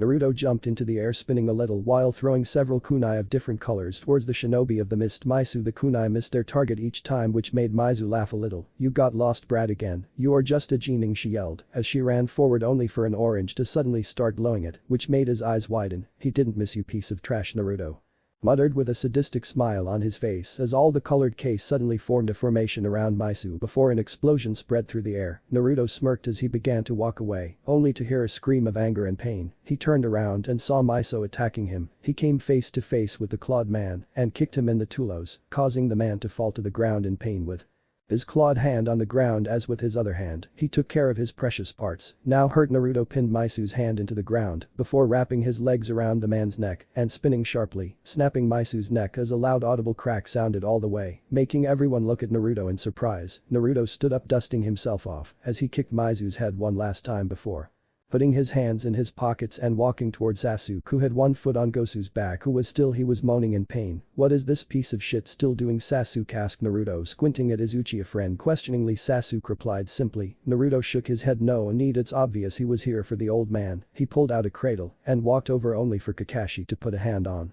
his shoulder. "No, shinobi, don't kill unnecessarily," he said, giving his opinion. Naruto angrily shook off Kakashi's hand and stared at the masked ninja. "He would have done the same to us. The strong live and the weak survive. He was weak and now the strong must kill him." Kakashi narrowed his eye, visible to the gening in front of him. "Naruto, stand back. That's an order." Tazuna and Sakura watched in shock as Naruto fought with his inner demons, not including the Kyuubi, as he gritted his teeth in anger. His knuckles turned white from clenching his fist. Sasuke fell silent. "Kill that bastard." Kakashi's eyes widened when Naruto said that and turned to Sasuke, who also had a kunai in his hand, but the Uchiha didn't move. "Don't do it," Kakashi warned. Naruto turned to Sasuke, his Sharingan staring into the others. "Sharingan, Sasuke, kill him," he screamed furiously. "I would have killed you without a second thought. Why should we give him a second chance?" Me. Sasuke looked at Kakashi, then at Naruto, back to Kakashi, then back to Naruto before lowering his head, gritting his teeth. "I can't, I'm sorry." Naruto's eyes widened in disbelief. Sasuke never said no when I was trying to train, kill or fight, so it was different, Junior. Naruto growled a little before he started walking forward, and Kakashi let out a sigh. He didn't know he had been holding everything was okay. Atoa made me to a tree and summoned a dog, telling it to go back to Konoha so a team would come get Mu and arrest him. As the dog ran off, the group set off back on their journey. Naruto said Kakashi quietly as he walked next to the blonde, "I'm sorry, but I'm trying to stop you from killing every time someone kills a part of themselves they die too. I don't want you to be lost in the darkness. I've been there and I never want to go back." Naruto looked at his sensei with a darkness in his eyes. Sensei longed to be in the dark. "That's the difference between me and Sasuke. One day after it's all over and Itachi is dead, Sasuke will be able to find happiness. He can restore the Uchiha clan and have a wife and children. However, I'm doomed to eternal suffering in the darkness. I won't feel anything anymore." Kakashi, he looked at the 13-year-old boy with sadness in his one eye, not expecting an answer. "So I'm sorry you feel that way. How about we make a deal?" Naruto raised one eyebrow higher than the other, indicating that he was listening. "In the time between now and when you become a Chunin, if I can make you love or appreciate something or have something that makes you happy, then you will have to voluntarily walk away from the darkness, and if you can't," Kakashi shrugged, "I will give you whatever you want. To Jutsu ninjutsu summoning contract, whatever, including my mouth books, paradise." Naruto felt a smile tug at his lips at that last statement. "Okay, you got a deal, old man," he said, extending his hand. Kakashi smiled and shook it coolly. He replied as he watched Naruto's pace quicken a bit to catch up with Sasuke. Then he stopped. "Wait a minute." A check mark appeared on his forehead. "I'm not old. This is my natural color since I was born." The group had just stepped off the small boat of oars when Naruto let out a loose growl that came from his Bro, getting everyone's attention, Naruto started. Sakura looking at him with a strange expression. What's wrong? Naruto looked at the pink-haired girl, but shook his head. I'm a little irritated. We've been walking down the same damn path for 2 days, and nothing has happened, except those pieces of trash from the other day. He spat bitterly, as if something unpleasant had entered his mouth, and on top of that he looked at Sasuke, who was staring at the blonde for some reason. Strange reason. What the hell? Kakashi, I can hear up ahead and explore. I just need to clear my head, Kakashi mused before shrugging. What's the worst that could happen up ahead? But make sure you don't cause any trouble. It'd be a pain to have to save you again. Naruto clicked his tongue in annoyance, but quickly ran off, leaving the group behind. It's so weird, that said Tazuna with a sudden relief in his voice. It always makes me nervous for some reason. Kakashi smiled at Tsunoya. Him and Sasuke tend to have that effect on people, she replied easily. HN was all Sasuke had to say. Sakura, who had been basically doing nothing the entire time of this mission, decided to speak once more. You get used to it after a month and a half, Tassen gave the girl a look full of pity. I'm sorry you have to put up with those two. Another HN came out of Sasuke's mouth. He also contemplated going ahead like Naruto had done, but decided against it. Whenever the blonde needed time alone, things got better. Naruto stopped running after being 2 miles away from the group and let out a large sigh. The excess air in his lungs slowly drifted away, joining the air. Once again, stupid, interrupting my fun. Should have been allowed to kill him, he muttered to himself, but on top of that Sasuke refused to kill him too. He didn't listen to me. Why the hell all that talk of I'll follow you to hell all those years ago? It was a lie going on. What a hypocrite, he said as he put his hands in his pockets with a gaze fixed on his face, was about to continue ranting when he saw the noise in a bush a few feet in front of him. He stopped and stared at the bush. Then a large man appeared on the road. He had no shirt and had 2 leather wristbands on his forearms that were made of cowhide skin. Whatever it was, he was wearing gray striped pants, cowhide leg warmers, and a pair of blue sandals. He had bandages on his face, squinty gray eyes, and a striped mist headband that identified him as a ninja. Missing HMPH by the looks of it. You're a leaf shinobi, said the man pointing at Naruto's headband. What are you doing here? Oh, am I a ninja with observation skills? What a trick, muttered Naruto before meeting the man's gaze. Listen, sage of the bloody mist, I have no intention of telling you anything, but I need to ask you something instead. I'm on a mission to protect an old man, and I already sent 2 other missing ninja from the mist who were after said old man. Can I assume that you're looking for it too? Sabua smirked beneath his bandages. You're a smart boy, I'll give you that. Yes, I'm going after the old man. You're going to stop me? Naruto shrugged as he took a fighting stance. I'd rather not fail my first C rank mission if that's fair. You're an A rank, right? Or your rank went down since I read the bingo book. Sabua growled at the insult as he removed the huge sword that was on his back, as if it was nothing, brandishing it as Naruto watched his reflection shining on the blade. I will kill you now, and then I will join your companions, I suppose, he said, pointing the great sword at Naruto. I hope the Leaf Village does not to the sissies like the rest of the world does nowadays. The new generation is weak, he shouted before attacking. Naruto smiled as he let his eyes move to the Sharingan. Well, you know what that means, right? Sabua raised one of his non-existent eyebrows. And what does that mean to pray and say? Naruto raised his head, his eyes Sharingan wide open, and a huge smile on his face. Means I can go all out with no holds barred. I haven't had to do that in a long time. And I think it'll be fun to let loose. Tell me what you think when I find you in hell, Naruto shouted as he suddenly disappeared in a burst of smoke in his place. Now there was a blade of grass jutsu replaced with a piece of grass. How is that possible? Said Sabua as he put himself on guard. He heard an echo of laughter spread through the air around him, unable to locate the laughter at a particular point. When one masters a simple jutsu, he heard the voice coming from the trees in front of him, then they can use it to the extent they wish. This time it came from the likes behind him, and in the end, even a rank jutsu like this can be dangerous. A kunai was thrown over Sabua's head, making him smile. You missed, but in a split second instead of the kunai, and over his head was Naruto. I did it, he whispered as Sabua's eyes opened wide in a state of. Naruto gasped in shock before a kunai lodged itself between his shoulder blade and right arm, causing it to go limp and drop the sword. Naruto got on all fours and kicked out at Sabua's feet, causing the large man to fall on his back as he grabbed the large knife-like blade from the ground, being surprisingly lighter than it looked on my first rank. Still alright, Naruto yelled as he brought the sword down, only to be met with a mysterious figure wearing a blank ambu mask with a mist insignia on it. The middle of the mask separating the ninja disappeared, and the blonde with only a few needles made of eye. Sabua saw me run, said the voice. Sabua did not hesitate to run away, making Naruto grunt annoyed. You're a bug, now be good and crush it, yelled Naruto as he raised the sword in the air and spun, only to be met with empty air. Too slow a voice sounded behind him as he spun, grabbing the wrist of the unknown ninja, only for his Sharingan to disappear in an instant to be replaced when the eye suddenly he surrounded the blonde boy. What the hell, he screamed. The familiar warm feeling spread throughout his body as he saw the amble-like figure looking at him in what seemed to be shock, but he couldn't be sure due to the mask blocking his facial features. "I see we will meet again in the distant future, that I can guarantee," the figure said monotonously, before appearing in an explosion of water, revealing that it was a water clone. All the while Naruto screamed as he wished for him to lie. He moved away from him, he had lost the Sharingan and but no longer track chakra movements or track his networks, especially since he couldn't copy Sasuke's Sharingan because it was too far behind. He looked at the sword in his right hand and sighed, sticking it into the ground before leaning on it, hoping at least it wasn't boring anymore. Plus he got a new toy. Tazuna, Sasuke, Sakura and Kakashi arrived, and the first thing they noticed was Naruto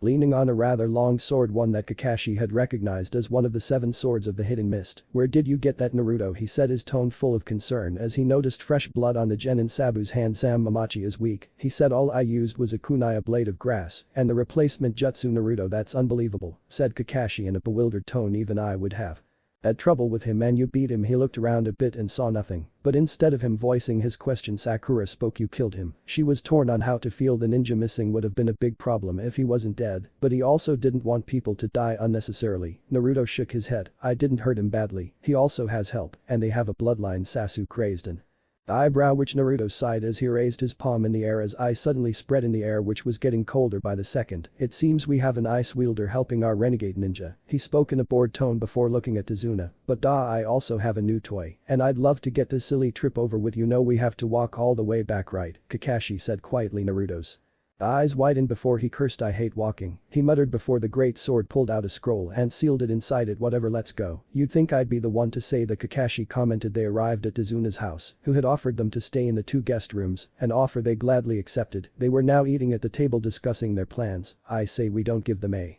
chance," said Sasuke with a somber tone, making Tazuna and Tsunami, Tazuna's daughter, nervous. "We should go find their camps and kill them before we do anything. We don't know how many more shinobi are out there, Sasuke. For all we know there could be 10 shinobi stronger than Zabuza," said Kakashi with logic. "So for now I suggest we all train." Naruto, Sasuke, Sakura are going to learn something new. "Oh yeah."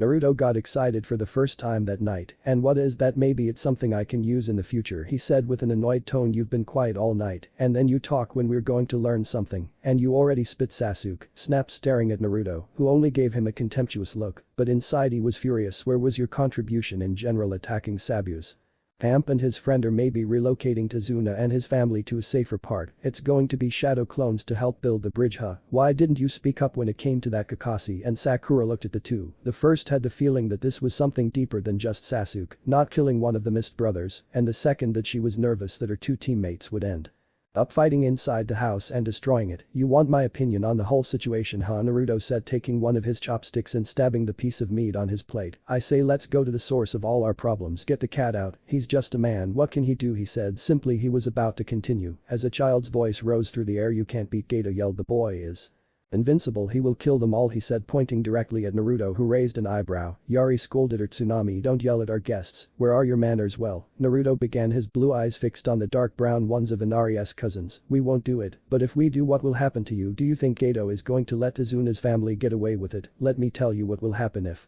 we die," he said, chewing his meat and swallowing his sensei, standing up and leaning on the table with both of his hands forming small ice crystals where his hands were placed. "No. He needs to hear this, Yari. Was if we die, your grandfather will die in a pretty gruesome way to send a message to the rest of Wave. Then the people who were helping him build will also die. Then they will go after his family. Not out of fear that he will take revenge, not just to spite Tuna, and you know what he does to my dear mom." Naruto screamed. "Sasuke, don't you dare." Naruto looked at Sasuke, and the corners of his lips curved up, revealing a sinister smile. "You're going to rape her," he said. "Then if you have any guys or any weird girls with a fetish, we'll rape you too, before we sell you as sex slaves. That's what's going to happen," he screamed as ice dispersed around his body as he trembled with uncontrollable rage. "So don't go around telling us that we're going to die." Tsunami held his son in his arms. Both they had tears running down their eyes as Tazuna stared at the table and the bottle of sake in his hands. "Naruto," said Sasuke through clenched teeth. "You me out now." Naruto rolled his eyes as he quickly walked out the door, but not before being grabbed by the elbow by Sakura, who also had tears in her emerald eyes. "Why did you say such things?" she asked. "For destroying a little girl's innocence like that?" Naruto didn't even give her a pitying look as he shook her. "Why should he forgive the innocence of a child?" "Someone forgave mine," he asked rhetorically, before walking out the door, soon followed by Sasuke. When the They were a decent distance away from the house. Naruto stopped walking when he noticed Kakashi walking about 5 meters away from Sasuke, just there to watch. "I told you not to do it," Sasuke yelled. "Why did you have to do that? Who do you think you are to yell at me like that?" Naruto spoke, his breath could be seen in the cold air. "Don't talk down to me," Sasuke yelled as his Sharingan activated with two as in each eye. "You need to be brought down a notch, Sasuke. I don't want to fight you," said Naruto in a completely calm voice with his eyes closed, while taking a deep breath in between. "Why don't you go and take your anger out on a tree? Why do you have to knock everyone down? It was fine in the academy when it irritated everyone, but now you're taking your anger out on the world for no reason." Naruto's eyes suddenly opened. His pupils were not vertical, like a snake's. "Watch your tone, Uchiha," he warned. "Don't forget who you're talking to or our agreement." "With that agreement I will no longer follow your orders," he shouted. "You're beneath Kakashi-sensei, and I will not allow you to order me to do something that he decides should not be done." "With that agreement," he said, "Naruto, well, Sasuke-Uchiha, I hereby sever all ties with you and your ties with me. We are no longer comrades, friends, or brothers. I can no longer trust you. And that's why," he smiled. "Naruto, I won't take you with me when I kill Itachi." Kakashi's eyes widened at that. How could Naruto deny something that Sasuke had based his entire life on? However, Sasuke reacted badly to the news. "How dare you!" he yelled. "Itachi is mine to kill, not a clanless loser whose sense was weak, and they killed him. He killed my entire family. I am the last Uchiha, and only I will avenge them." The air suddenly turned cold, very cold, as the blue eyes have shone brightly throughout the night. "What did you say?" he asked in a neutral tone, low enough to be considered a whisper. "About Shisui and sensei. I said that he was the only thing that you had lost, and if he was the greatest of the clan, then Itachi wouldn't have killed him. He was like everyone else, weak." "Sasuke, you wanted to fight, right? So he would stop looking down on you, okay?" He took a step forward into the moonlight with an emotionless facade on his face. "I will indulge you." Kakashi was about to interfere, but Sasuke held out his hand, stopping the copy ninja from doing anything. "This is my fight, Kakashi, stay out of it." Sasuke got into position and waited for Naruto to get into his. After a moment Naruto hadn't moved at all. "What are you doing? Get ready," he yelled angrily. Naruto looked at the thin layer of ice that had covered his arm as all those years ago. The memories flooded back that night, and when they passed, nothing but anger, hatred and despair filled Naruto's mind. "I'm ready," he said clearly. "I won't need anything to defeat you, not a special style or 1,000 bloodlines." He wished the ice on his arm would melt and turn back into water that fell to the ground, as if someone had thrown a bucket right in front of Naruto. "Bastard," Sasuke glared at Naruto angrily. "I'll teach you some humility," as he lunged forward with the pune in his hand. As soon as he got close to Naruto and tried to punch the boy, Naruto's hand intercepted Sasuke's with an iron grip. "For some reason you're blind. The gap between us is too great. You're outmatched," Sasuke said Naruto before suddenly Sasuke felt like he had been hit by a building as Naruto moved almost too fast. He couldn't see him. Once Sasuke flew backwards while he coughed a little as he lay on his back. He slowly stood up, his gaze became more intense as he looked at Naruto. "What a gap, you are just a loser." "Well, I am the heir of the Uchiha clan," he shouted, making some hand signs. "But are you really an heir?" Naruto asked softly. "I mean, he can only be the leader of a clan, if there is a clan. Last time I checked."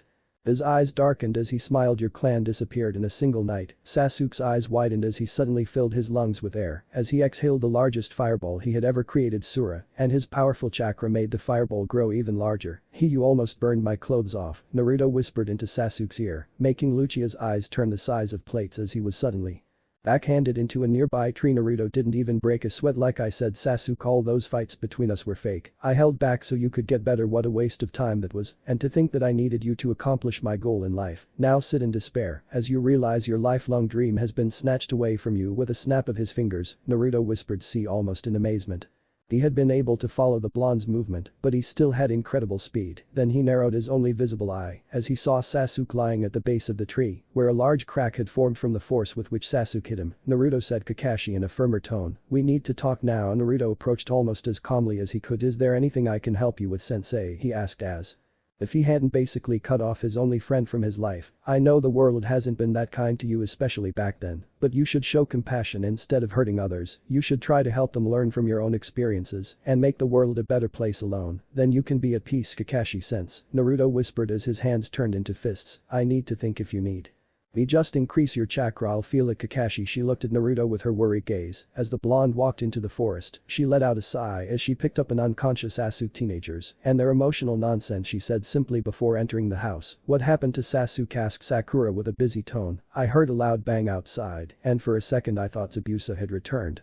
She sighed. Kakashi, no, this was worse. Naruto and Sasuke don't seem to be friends anymore, it seems like they hate each other now, but we'll have to fix this, the whole team will see affected. I will teach you tomorrow at noon. Since Naruto is still there, the brat knocked out his own teammate. What a bastard, Tazuna commented before his eyes hardened, but that doesn't mean he can talk like he does in this house. I am grateful for his help in protecting me, but he verbally attacked my grandson, and I will not tolerate it, no matter how true it is. Kakashi felt towards the man. I understand Naruto is just angry about what happened today, he should be fine in a day or two. Tazuna sighed before taking a drink. I hope you're right, he muttered. Kakashi looked at Sakura, who was torn between who she should worry about, her unconscious teammate or her other teammate who just lost his only friend. Noticing this, Kakashi spoke. How about you go find Naruto and tell him to come back, you should be able to lure him back, telling him that I'll teach him a jutsu or two, that I plan on teaching the three of you. Sakura gulped as she stood up from her chair. Are you sure he lied like that? Naruto was calm and collected.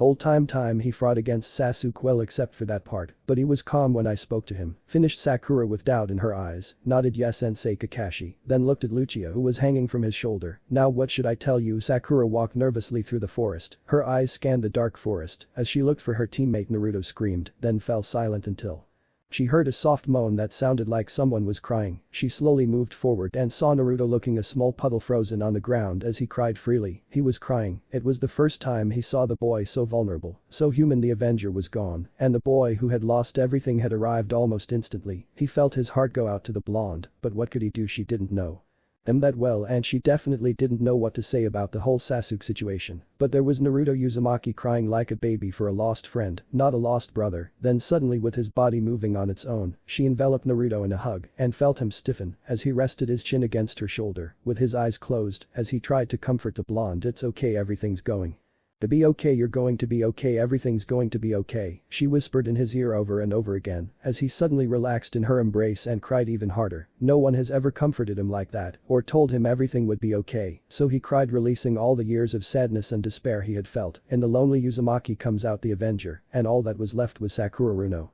holding a Uzumaki. Naruto crying in the forest of the country of waves. Okay guys, I'm going to teach you something new, said Kakashi as he looked at his three students. Naruto and Sakura were closer than they used to be, with Naruto's shoulders now relaxed instead of trying to look intimidating with his face in a neutral position, while Sakura had that small satisfied smile on her lips, her green eyes had a certain glint in them. However, Sasuke didn't have a satisfied expression on his face. He had a bandage wrapped around his forehead and a scowl that seemed permanently glued to his face. He continued to stare at Naruto, not even bothering to hide his obvious disdain for the blonde Uzumaki. Will he help against Sabu? Naruto voiced the question on everyone's head. Kakashi smiled. Of course, it's the only jutsu of my own creation, and since you're my first students, I'll teach it to you all, he said, as if he was excited to convey something. For once he raised a finger. It's an assassination jutsu. This made Naruto's eyes widen in surprise, Sasuke's eyes narrowed with a hidden joy, and Sakura's eyes went to the ground with a slight mix of surprise and terror. She knew she was a shinobi and that one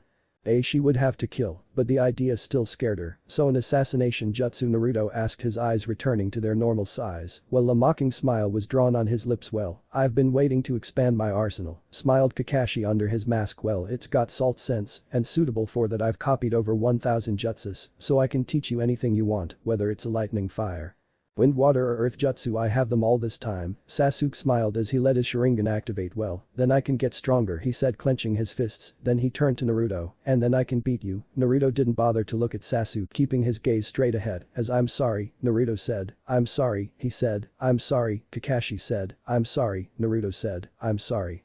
Naruto grimaced as he looked at his burned hand, little sparks sparking off his hands in little blue flashes. I can't keep a straight stream of lightning up.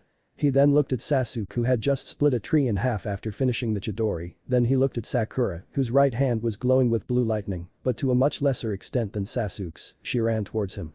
Naruto ignored Lucia once again and looked at Sakura, who gave him an apologetic smile. I guess it's because I don't have large reserves of chakra and my control is good, Naruto suggested. He let out a long sigh before turning back to his hand and increasing his concentration, staring at it. That would turn you into, he growled as a lightning flashed across his hand. A great combat medic with the proper training. Sakura, her eyes widened when he spoke to her, and a slight blush painted her cheeks. Do you really believe that? He nodded, not bothering to turn to the pink-haired Kunoichi. Yes, being a medic requires great chakra control, and I think that you'd rather help than harm, but I may have misread it, he said simply as a large spike of lightning chakra sparked from his palm and traveled down his right arm making a section of his hair stick out more than the rest. Sakura, who was starting to feel the depletion of her chakra being drained, smiled weakly at Naruto, finding the whole hair situation rather amusing. You've missed a point, oh, and you might want to dip your hair in the river for a while, after because you've got it so bad tip, he said as he finished his sentence with a giggle. Losing concentration, the blonde shinobi stopped the lightning as he slammed his fist against the ground. He yelled frustrated, I can do this, I can do this, I can do this, he repeated to himself over and over again, trying to convince himself each time. Sakura let out a tired moan as she collapsed on the ground, leaning on the tree she had just cut with her Chidori. Just evenly distribute your chakra around your hand, it should be easy for you, she said with a tired tone. Naruto rolled his eyes. Whatever, I have too much chakra to do that. Sakura looked at the blonde for a minute and closed her eyes. Then just distribute the chakra evenly throughout your body and release the edge that way. Naruto's eyes widened at that sentence. But that would never work, it's a killing jutsu. Sakura, you may have helped me, Naruto said as he closed his eyes, feeling the waves of chakra that were inside him as he felt his hair return to its normal place, and for a second he felt at peace. A pleasant tranquility surrounded him. He infused his chakra with lightning chakra and felt small sparks all over his body, and he opened his eyes and had tunnel vision. He could only see forward and he felt his legs burning from within and his whole body lit up with the same sensation, just a small burning sensation that wasn't too severe to be painful, but severe enough to be bothersome. He took a step and felt his whole body moving forward before stopping for a moment. Complete, the tunnel vision had disappeared because he was in a different place than he had been just a few seconds ago. What the hell, he said for the third time that day. He turned around and saw Sakura staring at him in amazement and Sasuke completely dumbfounded. Then Sasuke's face twisted into an expression of pure rage as he stormed away. Naruto turned and his own eyes opened wide in front of him. More than a dozen trees had been practically knocked down, leaving only the stumps and small splinters of wood. He had done that. What the hell, then you basically created a whole new version of the Chidori, asked Kakashi. Naruto nodded. And it's way more destructive than mine. Naruto nodded again. The gray-haired man sighed. That's why my hair is gray, I can't deal with you little bastards. This made Naruto chuckle lightly as he rubbed the back of his head. You know you love us. Kakashi looked at Naruto with a bored look. He wouldn't bet money on that. Naruto hesitated for a second, but just laughed a little longer before letting out a yawn with his feet dangling off the side of the bridge. Tazuna was building with Kakashi at his side, both there to protect Tazuna. Kaka-sensei, can I ask you something? Kakashi raised an eyebrow. Clearly, he replied. How did you get your Sharingan? After a moment of silence, Kakashi let out a long sigh. So that's a story. He then talked about his old team, which included a girl named Rin Nora, a man named Minato Namikaze, who would later be the fourth Kage, and a boy named Ovia. Apparently during the third Great Ninja War, Avichia was crushed by a falling rock caused by an Iowa ninja, and as a gift for becoming a Jounin, Obito gave Kakashi his Sharingan before dying when the rest of the cave collapsed. That was the main reason why Kakashi was the way he was now and why he was always late, so he could honor his deceased friend who was also always late. I see, I'm sorry for your loss, he stated. Naruto, I can also raise with your feelings. Kakashi looked at Naruto curiously. I know, and since I told you about my past, could you tell me about yours? Maybe some things about Shisui. Naruto felt the hairs on the back of his neck stand up before he forced himself to calm down. After hearing that name every time Shisui was mentioned, Itachi came to mind, and every time Itachi came to mind, hatred filled Naruto's entire being. He controlled all that hatred, imprinting them before letting out a sigh that was equal in duration to Kakashi's sighed earlier. I can said quietly. Shizuyen was almost like a father to me, or an older brother I could never have. He was all I had, and I like to think that he thought of me as a younger brother or a son. A small sad smile played on Naruto's lips as he talked about Chizu and his own adventures over the year they had spent together. We trained together, we fought together, we ate together, and he taught me so much in such a short time, and in return, I allowed him to study me more, my lineage. I remember that time. Flashback. Here you go. Naruto straight from the kitchen, Shizu said as she handed the blonde a plate containing all kinds of meats and vegetables. Naruto looked at the food for a second before pushing the plate away, causing Shizuya to lower his head this time. What again? Shizu-sensei, yesterday you burned the water. How could you think the carrots go in the oven and meat in burnt water? What did you do once again today? Shizu seemed to lower her head even further as her depression. Naruto let a smile creep onto his face. But don't worry, sensei, we can always go out for ramen. Shizu looked up and stared into Naruto's sky blue eyes. I have to wait for you. Naruto can't even keep up with your appetite. He checked his wallet and saw that the thick wad of cash was still there. Being an Ambu paid pretty well. Hey, you're the one who invited me to live with you, and I can't get a job because those dumb villagers won't let me. Shisui smiled as he held a hand on Naruto's blonde hair, causing the blonde to pout slightly. Just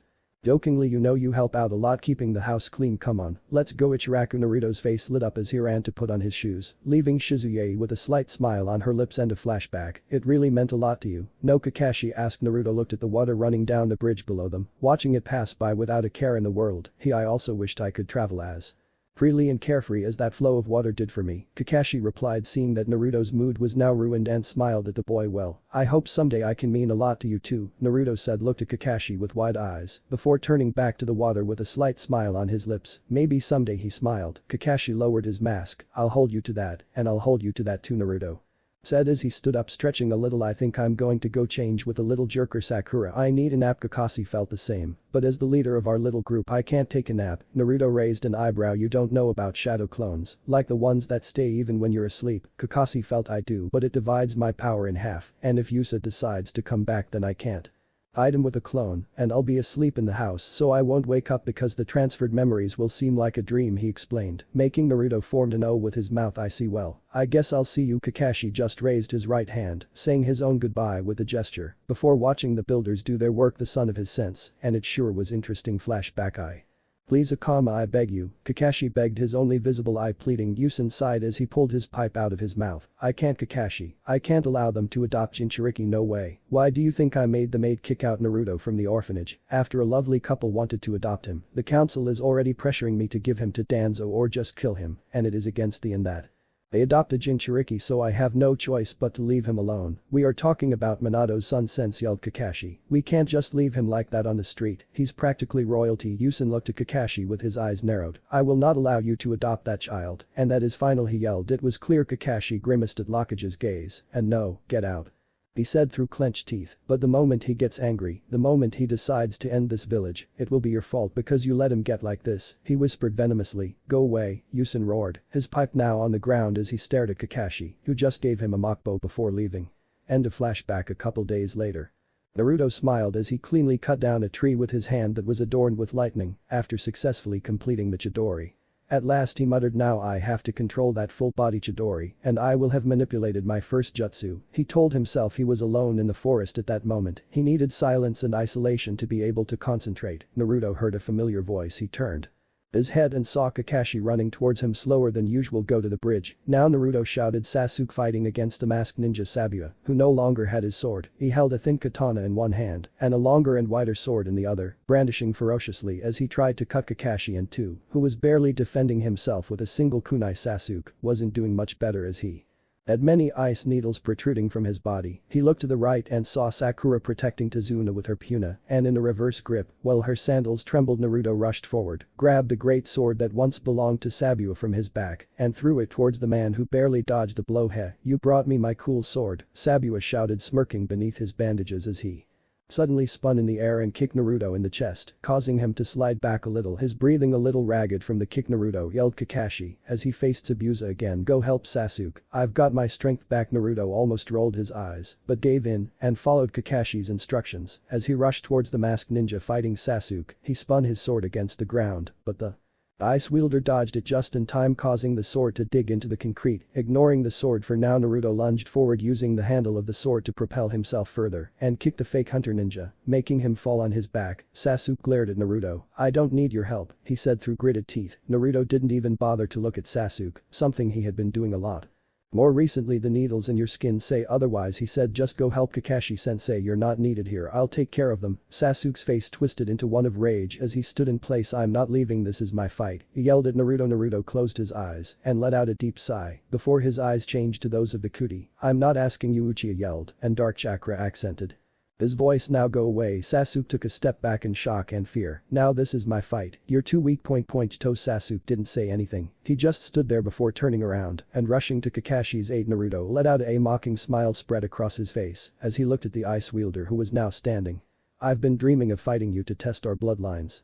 The boy raised several ice needles and pointed them at Naruto. I've been honing my ice for years. You've been honing yours for a week. Don't test me. Naruto smiled as he extended his hand as a sword made of ice suddenly appeared in his hands. Dim Yuki, you can do this. The masked ninja's figure suddenly began to tremble. And what was rage, fear, both impossible? How can you do that? That would take years and years of practice, he shouted. Naruto's smile only increased. My bloodline is copying other bloodlines and increasing their power and abilities. I can only do one at a time, but still it's pretty useful, he shouted as he rushed forward and cut through Ruki's needles, splitting it in the shinobi's send, causing him to move forward and hit the wall of the bridge with a bang. Then the familiar screeching of a lightning was heard. Naruto, it's not your fault, Yusin told the boy lightly, but Naruto simply shook his head with his hands in fists. Yes, it is Sabu-sama, yelled the masked ninja with fear evident in his voice. Naruto turned around and saw Sabu being held by several different dogs and Kakashi holding a Rakiri in his hand, a more advanced version of the Chidori. Today is the day you will die, Sabu yelled as he ran forward. Naruto felt himself being pushed so he wouldn't be forced out of the way before he saw the masked ninja grab the hilt of Sabu's sword and throw it before quickly making an ice mirror and jumping on it. It's all my fault, Naruto said with tears falling down his face as he fell to his knees. Naruto whispered cure. The tears threatened to spill from his eyes. This was the third time he had seen him cry. He wouldn't have wanted this. Naruto felt a hand grab his shoulder and looked up, and his eyes widened considerably, as if he had seen a ghost. There stood Kakashi with his characteristic smile on his face, the eyes plastered on his masked face. It wasn't your fault, he said. A small mirror made of ice formed between Kakashi and Sabu as the masked ninja emerged from the mirror and caught Sabu's sword in the air and swung it horizontally in one clean motion. JRGH, snapped Sasuke as he walked out of Hokage's office, slamming the door shut. The hand holding Naruto's disappeared and Kakashi was no longer there. The sword slid cleanly through Kakashi's throat, tearing open the part of the mask on his neck and killing him. Good job, you, said Sabu before the dogs disappeared. Their summoner was no longer alive, Kakashi whispered Naruto as he fell to his knees. His breathing quickened as he began to spasm. Sasuke was frozen, unable to move his body. A shock took over him, not letting go. Sakura, who had been protecting Tazuna, had dropped her kuna and tears were running down her face unconsciously as she saw her sensei and dead. It's my fault, it's my fault, it's my fault, it's my fault, Naruto repeated over and over again. He felt a sword at his throat and slowly looked up to see Sabu standing over him with his sword in his possession once again and the boy named Aku standing behind him. You're the second most dangerous person here, so I guess I'll just have to kill you, he said to the bridge builder in a serious tone. Naruto then spoke, whispering something so softly that neither Sabu nor Aku could hear. Speaker, I'll make you watch your friends die too, Naruto said, a voice. Sabu looked back and saw that Kakashi had one eye open as he stared into Naruto's blue eyes. Pepe, protect them, he whispered one last time before closing his eyes. His chest was no longer moving. Kakashi Ak was dead. Remember, those who abandon their mission are scum, but those who abandon their friends are worse than scum. Those words from that fateful day echoed in Naruto's head over and over again. Protect them, being them Sasuke and Sakura. He had to protect them. Protect. I have to protect them, he screamed as he stood up, forming a fist as a sharp and crystallized owl covered his entire arm as his eyes glowed a bright red, a 3 Sharingan in place of his bright blue eyes before he thrust his fist straight through Debusa's chest, completely destroying his heart. I won't let you get away with this. He then stared at Oh, who had taken a step back in shock. With none of this, he screamed as red chakra erupted from him, spreading across the bridge, suffocating anyone who was near. The toxic chakra of the cut. He threw Sabus's corpse to the side as they straightened up, standing taller than before as he glared at Oh, who had sunk to his knees with no purpose in mind. Kill me, I have nothing else to live for. Naruto reached out his hand and the Kbai's chakra melted from his hand as he crawled across the bridge, grabbing Sabus's sword, and in a fraction of a second the sword was in Naruto's right hand. You will pay for what you have done with your blood, Naruto shouted as he swung the sword down, decapitating Aqua in an instant. Her head rolled down the bridge as her blood soon turned into a puddle. Then he heard a small clap as he turned around and saw a small man in front of a group of thugs. Thank you, now I don't have to waste all this time trying to kill him. The thugs are much cheaper, but now I'll have to kill you and your friends, then the builder from the bridge and his family, Naruto growled as his vision turned red. He killed them all. I need to go, Naruto said as he walked out of the office, leaving Asen and Sakura alone. What do we do, asked Yusin sighed. I don't know, Sakura, go home and I'll think about it. Sakura bowed before leaving the office. Yusin turned in his chair and looked out at the village. Minato, why did you have to die and leave all this to me? Kakashi's funeral attack was dark and gloomy. No one spoke, no one smiled, no one touched the man's grave. No, there were tears. Naruto Uzumaki, who stood there completely numb to the whole ordeal with 3 words running through his head. It's my fault, over and over again. That same thought ran through his head over and over again. He blamed himself so much he couldn't even stand to shed a tear anymore. His eyes were dry as he watched his teammate sink into depression. Both of them had been close to his senses, and during the 2 months they had known him the legacy of attack had ended, and there was nothing Naruto could do to restore him. He was completely helpless. The funeral ended without a hitch. His coffin was lowered into the ground by his fellow jounin as the Hokage said a few heartfelt words, although Naruto didn't Hear him, he heard nothing. All he heard was the heavy rain falling on his tangled blonde hair. What was there to hear, what was there to see, what was there to feel? Those questions often arose within his brain, often causing his head to ache as he tried to get back to sleep, only to wake up once again to the sight of the masked ninja named Yu, slitting Kakashi's throat. Once again his fault. Naruto sat in his apartment with bags under his pale blue eyes as he already laid in bed, unable to fall into the clutches of sleep. Protect them, Kakashi had said, but how could he protect two Hinin? And he couldn't even protect the most powerful Hyunin in Konoha. The answer was short. And Clara couldn't. She looked like she had been through a juicer with her hair a mess. She didn't know what it was. Time he had boarded up his windows, not wanting the falling light provided by the sun to wake him from his nightmares. His guilt, his depressive thoughts were suddenly interrupted when a loud knock was heard on the door. He glanced at the front door, but just rolled over in bed with his back to said door. The knock was heard again, this time louder, but once again it was ignored. Then unexpectedly the door came off its hinges and crashed into the dirty kitchen of Naruto, scattering and breaking bowls and plates, including some plastic cutlery. Naruto didn't care too much. He just turned around once more and saw who had entered his house, and standing there in all his glory was someone he didn't even know. Trespassing is illegal, you know, Naruto said slowly as he took in her appearance with a lazy yet sad look in his eyes. She had long purple hair that reached her waist, dark brown eyes and a small shade of red lipstick on her lips. She had porcelain white skin, wearing a Hyunin vest over a blue long-sleeved shirt and a pair of black baggy pants and boots with a katana on the back. However, as cute as she looked, her eyes glared fiercely at Naruto, who didn't even bother to give her the satisfaction of looking surprised. What do you want? She asked in a hollow tone. I'm your new sensei, idiot. Now get dressed and meet me at training camp 7 in 10 minutes. Say, she said in a tone that said don't talk nonsense. No, Naruto said as he grabbed his blankets and pulled them over himself. I'm sick. The woman's glare only intensified. And I'm sick of your attitude, little girl. Get up before I make you get up. Naruto didn't move, but his bed began to turn to ice, making the room full several degrees colder as the woman could suddenly see his breath in the air. You can try, but I'm going to freeze everything you have down there before you can do anything bad, he whispered loud enough for her to hear. She heard. She pinched the bridge of her nose in frustration before speaking. Naruto, Uzumaki, you've been here for 3 weeks. Your classmates are worried about you, including the cashier, she said in a tone below the shouts. You must come with me right now. Get away from me, he growled. Naruto, I'm not interested in any of them. I don't care what they think of me or how much they miss me. Fuck them and fuck everyone else. Then she heard 2 pairs of footsteps running away in an instant and she felt her heart drop to her feet.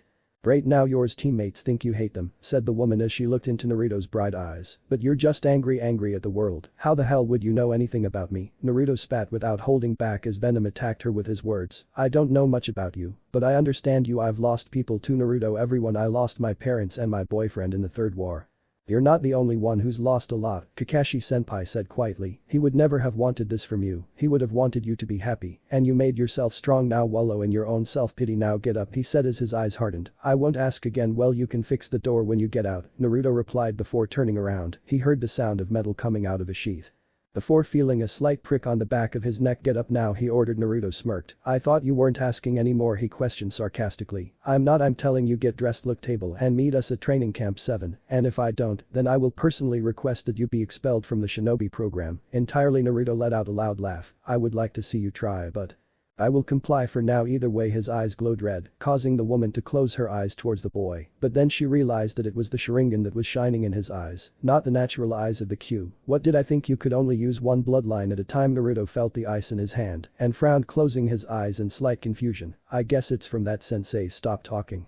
Unable to continue, the woman's eyes softened as she saw the boy in front of her. Hey, okay, come on, a little training can make you stop thinking about these things. Naruto, he barely nodded. He let a small smile grace his lips as he patted the boy on the shoulder. Okay, now get dressed and we'll meet at training camp 7, she whispered before leaving her house, leaving the broken door lying there. Naruto arrived at the training camp 30 minutes later with his hands in his pockets as he put on a new outfit. It was a dark orange long-sleeved shirt with a black vest over it that had multiple pockets and fingerless gloves that had the metal plate on the back of his hand. He also wore a pair of ambu-style pants with dark gray and black prints and some steel-toed boots to top it off. He looked at his 2 teammates who hadn't changed since the last time he gave them and nodded. Hey, he said, but he only received silence. He frowned but didn't question it. They had heard him tell him to go away just 30 minutes ago. The woman who had entered his house was standing in front of the wooden post that Kakashi used to stand in front of when he gave speeches about teamwork and such. Hello, as you all know, I am your New sensei that was appointed by Akasama. My name is Yugayuki. I like to train spending time with my friends and looking at the moon. I don't like bullies and overcooked meat. My hobbies are polish my kenjutsu and spend time with my friends. My dream is to become the best in the world at kenjutsu. Then she turned to Sakura. Now it's your turn, Sakura. Here we go again, I guess, she replied, wincing at her poor attempt at a joke. My name is Sakura Runo. I like to study. Hanging out with my friends. Ramen is my favorite food, and maybe with someone I know. I'm not sure, she said, narrowing her eyebrows, looking at the ground. I don't like arrogant people and those who hurt people without reason. My hobbies don't really exist, and my dream is to change someone and make them see that not everyone is bad. Yugao nodded. Great, it's an admirable goal. Sakura then turned to Sasuke. Now it's your turn, Sasuke. My name is Sasuke Uchiha. I don't really have likes or dislikes. My hobbies are nobody's business, but if I had to name one, it would be training. My goal in life is to kill Itachi Uchiha and revive my clan. Yugao nodded sympathetically. I hope you succeed in whatever you set out to do. She turned towards Naruto. Last but not least, Naruto moves on. Naruto looked at his two teammates before sighing. My name is Naruto Uzumaki. I enjoy training and I don't like weaklings. My hobbies include training, cooking and experimenting with new types of ramen, and I guess I also like drawing. It was a new skill he had discovered when he returned to Wave's house, when Yusin had asked him to try to draw Zabuza so he could confirm it.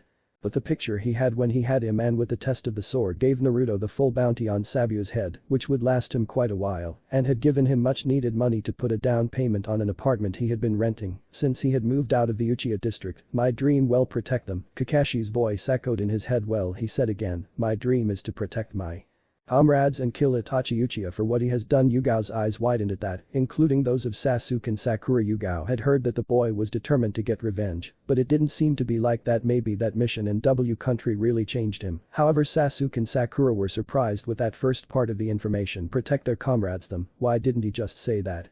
They could go to the era. Confusing to say the least. Yugao applauded. Great, well, as their new sensei, it's my job to train them to be ready for the tuning exams next month. Don't underestimate them either. I heard there will be a strong harvest this year, she said, trying to get excited but failing miserably. He lowered his head comically. Come on guys, work with me, he whispered while laughing a little. Come on, let's get started with a fight. How you three against me? Naruto stood up. A sword made of ice came to his hand as his Sharingan came to life. For me, okay. Sasuke and Sakura followed suit, each wielding their own weapon. Yugao smiled, pleased that it had worked. She pulled out her own sword and took a stance. Okay, now come on, you gotta be kidding me. I'm not afraid, but why? It gives you experience against a superior opponent. 2-on-1, it should be easy. Don't you understand? He's so strong. Stop complaining, Sakura. We can beat, said Sasuke while looking at Naruto with his two-tome Sharingan shining. Yugao sense and Kakashi sense trained us well. They also trained Naruto, you know, he said dryly, looking at Naruto, who was sitting crosswise on the grass in front of them. It doesn't matter. I've been researching the Zia scrolls. We can beat him. Are you sure, Sasuke? Said Naruto, laughing a little mockingly. Your two opponents, you still think we're on equal footing? Sasuke growled at the blonde before attacking him, ignoring the protesting cries from both Yugao and Sakura. Naruto let out a soft sigh as he watched Sasuke quickly approach him. A small spark ignited in his body before he disappeared from sight. What? Sasuke said in shock and surprise as he spun around trying to find Naruto. I call my technique goat, Naruto said before punching Sasuke in the stomach. It's a manga that I like. Disappeared again and reappeared a couple of feet from a Sasuke who was coughing with rays running through his entire body, his hair bristling and more pointed than usual. This technique is quite lethal. It grants me speed and a quite sharp edge, literally, said Naruto with a calm and serene face. You mastered it in a month? Asked Sakura, bewildered. Naruto nodded, then turned to Yugao, who was fascinated by said technique. I give up. Sasuke can fight against this. Yugao nodded absent-mindedly, but instead of concentrate on the battle, he pulled out his sword and slowly approached Naruto. Naruto, I honestly don't know your true power. Until now I have a reason to believe that you are at least a special jounin, but you have been holding back in our fights, haven't you? Naruto froze, but reluctantly nodded. Okay, Sasuke. Sakura, come back. Naruto, I'm a former Ambu captain, so don't hold back at all. Use everything you have to defeat me. Naruto's face twisted as he had a small internal conflict. Should he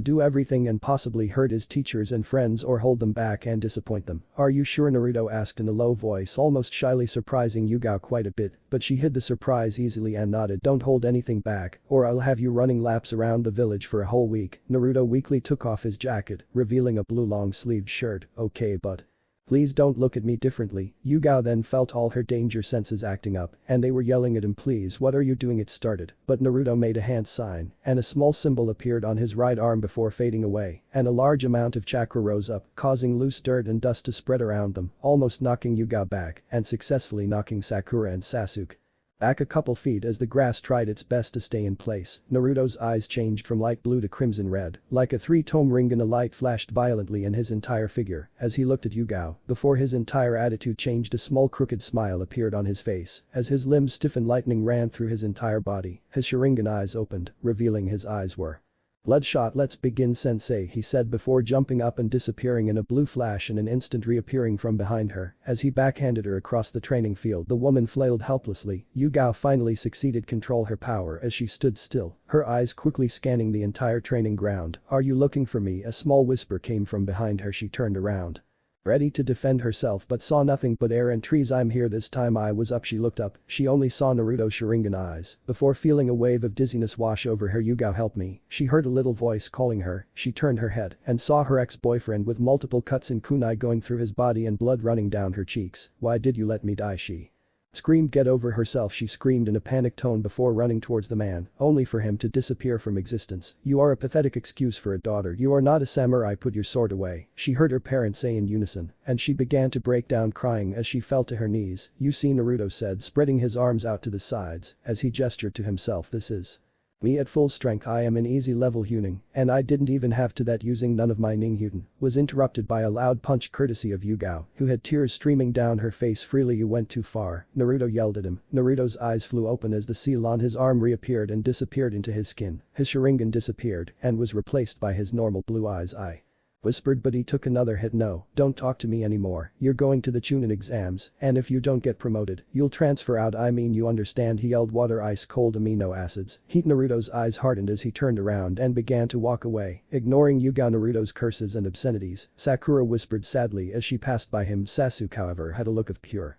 rage on his face. He didn't understand what had made Yugao-sensei so angry, but it must have been something bad, and that was bad for the entire team. "Son of a bitch," he screamed as he attacked Naruto, only to be quickly grabbed by the jaw on Naruto's hand over Sasuke's mouth as Sasuke tried to get away, but it was no use. "Sasuke, if you try to attack me again," he looked at Sasuke, his blue eyes piercing into Sasuke's cold black ones, "I'll make your entire clan massacre look like a joke." He then let go of Sasuke and roundhouse kicked him across the training ground. Naruto yelled at Yugao, furious for attacking his teammate, "Get back here, or you'll be charged with insubordination." "Fuck you," he said, not even bothering to look at her as he put his cloak back on. "How about you go to suck the ghost of your boyfriend, Yugao?" She looked at him with a face of pure fury as she pulled out her sword and charged at him. Naruto didn't move as he let the sword pass through him. He let out a small cough as blood ran down his chin. "Are you satisfied? Do you want to kill me? If so, you better do it now. You'll never get this chance again." Yugao's eyes widened as she realized what she had done. "Naruto!" screamed Sakura, horrified as she saw her partner impaled. Yugao quickly pulled out the sword, letting it fall the bloody leaf to the ground. Horrified by his actions, the 100 "Shut up and leave me alone. I will meet Sasuke and Sakura at the exam site, and I will become Chunin, and if I don't, I will request to be promoted to special Jounin for my skills instead of a measly Chunin position." Then he began to walk away.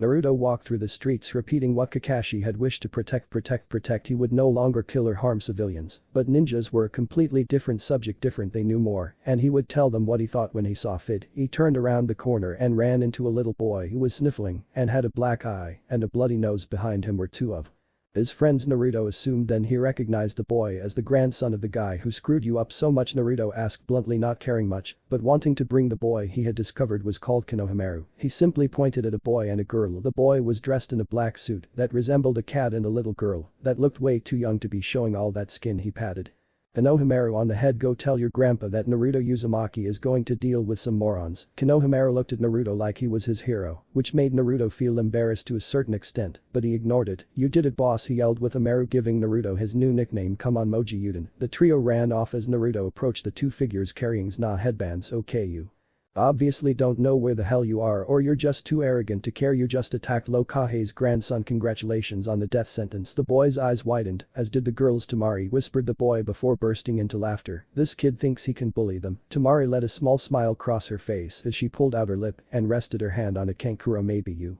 should teach this one a lesson too." Naruto left, escaping a soft sigh. "You obviously don't know who I am. If you did, you wouldn't be talking to me like I was just common trash off the street." Okay, raising you a single spark of light was all the two of them could do before the blonde grabbed a boy his age with red hair by the neck. "This is your other teammate. No, tell me, who the hell do you think you are coming to this village and acting like it's yours. Gaara screamed. Temari. Fear entered her system as Gaara-san tried again and again to attack Naruto, but as soon as he touched Naruto, he would just fall to the ground. Millimeters. Mother. Gaara asked weakly with fear in his voice. He really grabbed Gaara. What the hell? Kankuro said, stuttering as he watched the blonde mess with his younger brother without much difficulty. Naruto slammed the reed into the wall, but his eyes widened as he felt a strange chakra emanating from the boy. You're a Jinchuriki, no, he whispered. Then he looked at Kankuro and Temari, who were too scared to move. Then he turned to Gaara, who also had fear in his eyes. He was going to kill you and your friends here, but there are only 9 of us, so I guess I'll forgive you. Temari's eyes widened at his words. Naruto smirked as he turned his head to her. His eyes glowed a dark red with a single black slit right in the middle, as red chakra poured out of his chakra pores. Yeah, you see, I'm the Kyuubi Jinchuriki, so how about everyone get going before I change my mind and steal any tailed beast that has inside him. According to Temari and Kankuro were clearly terrified and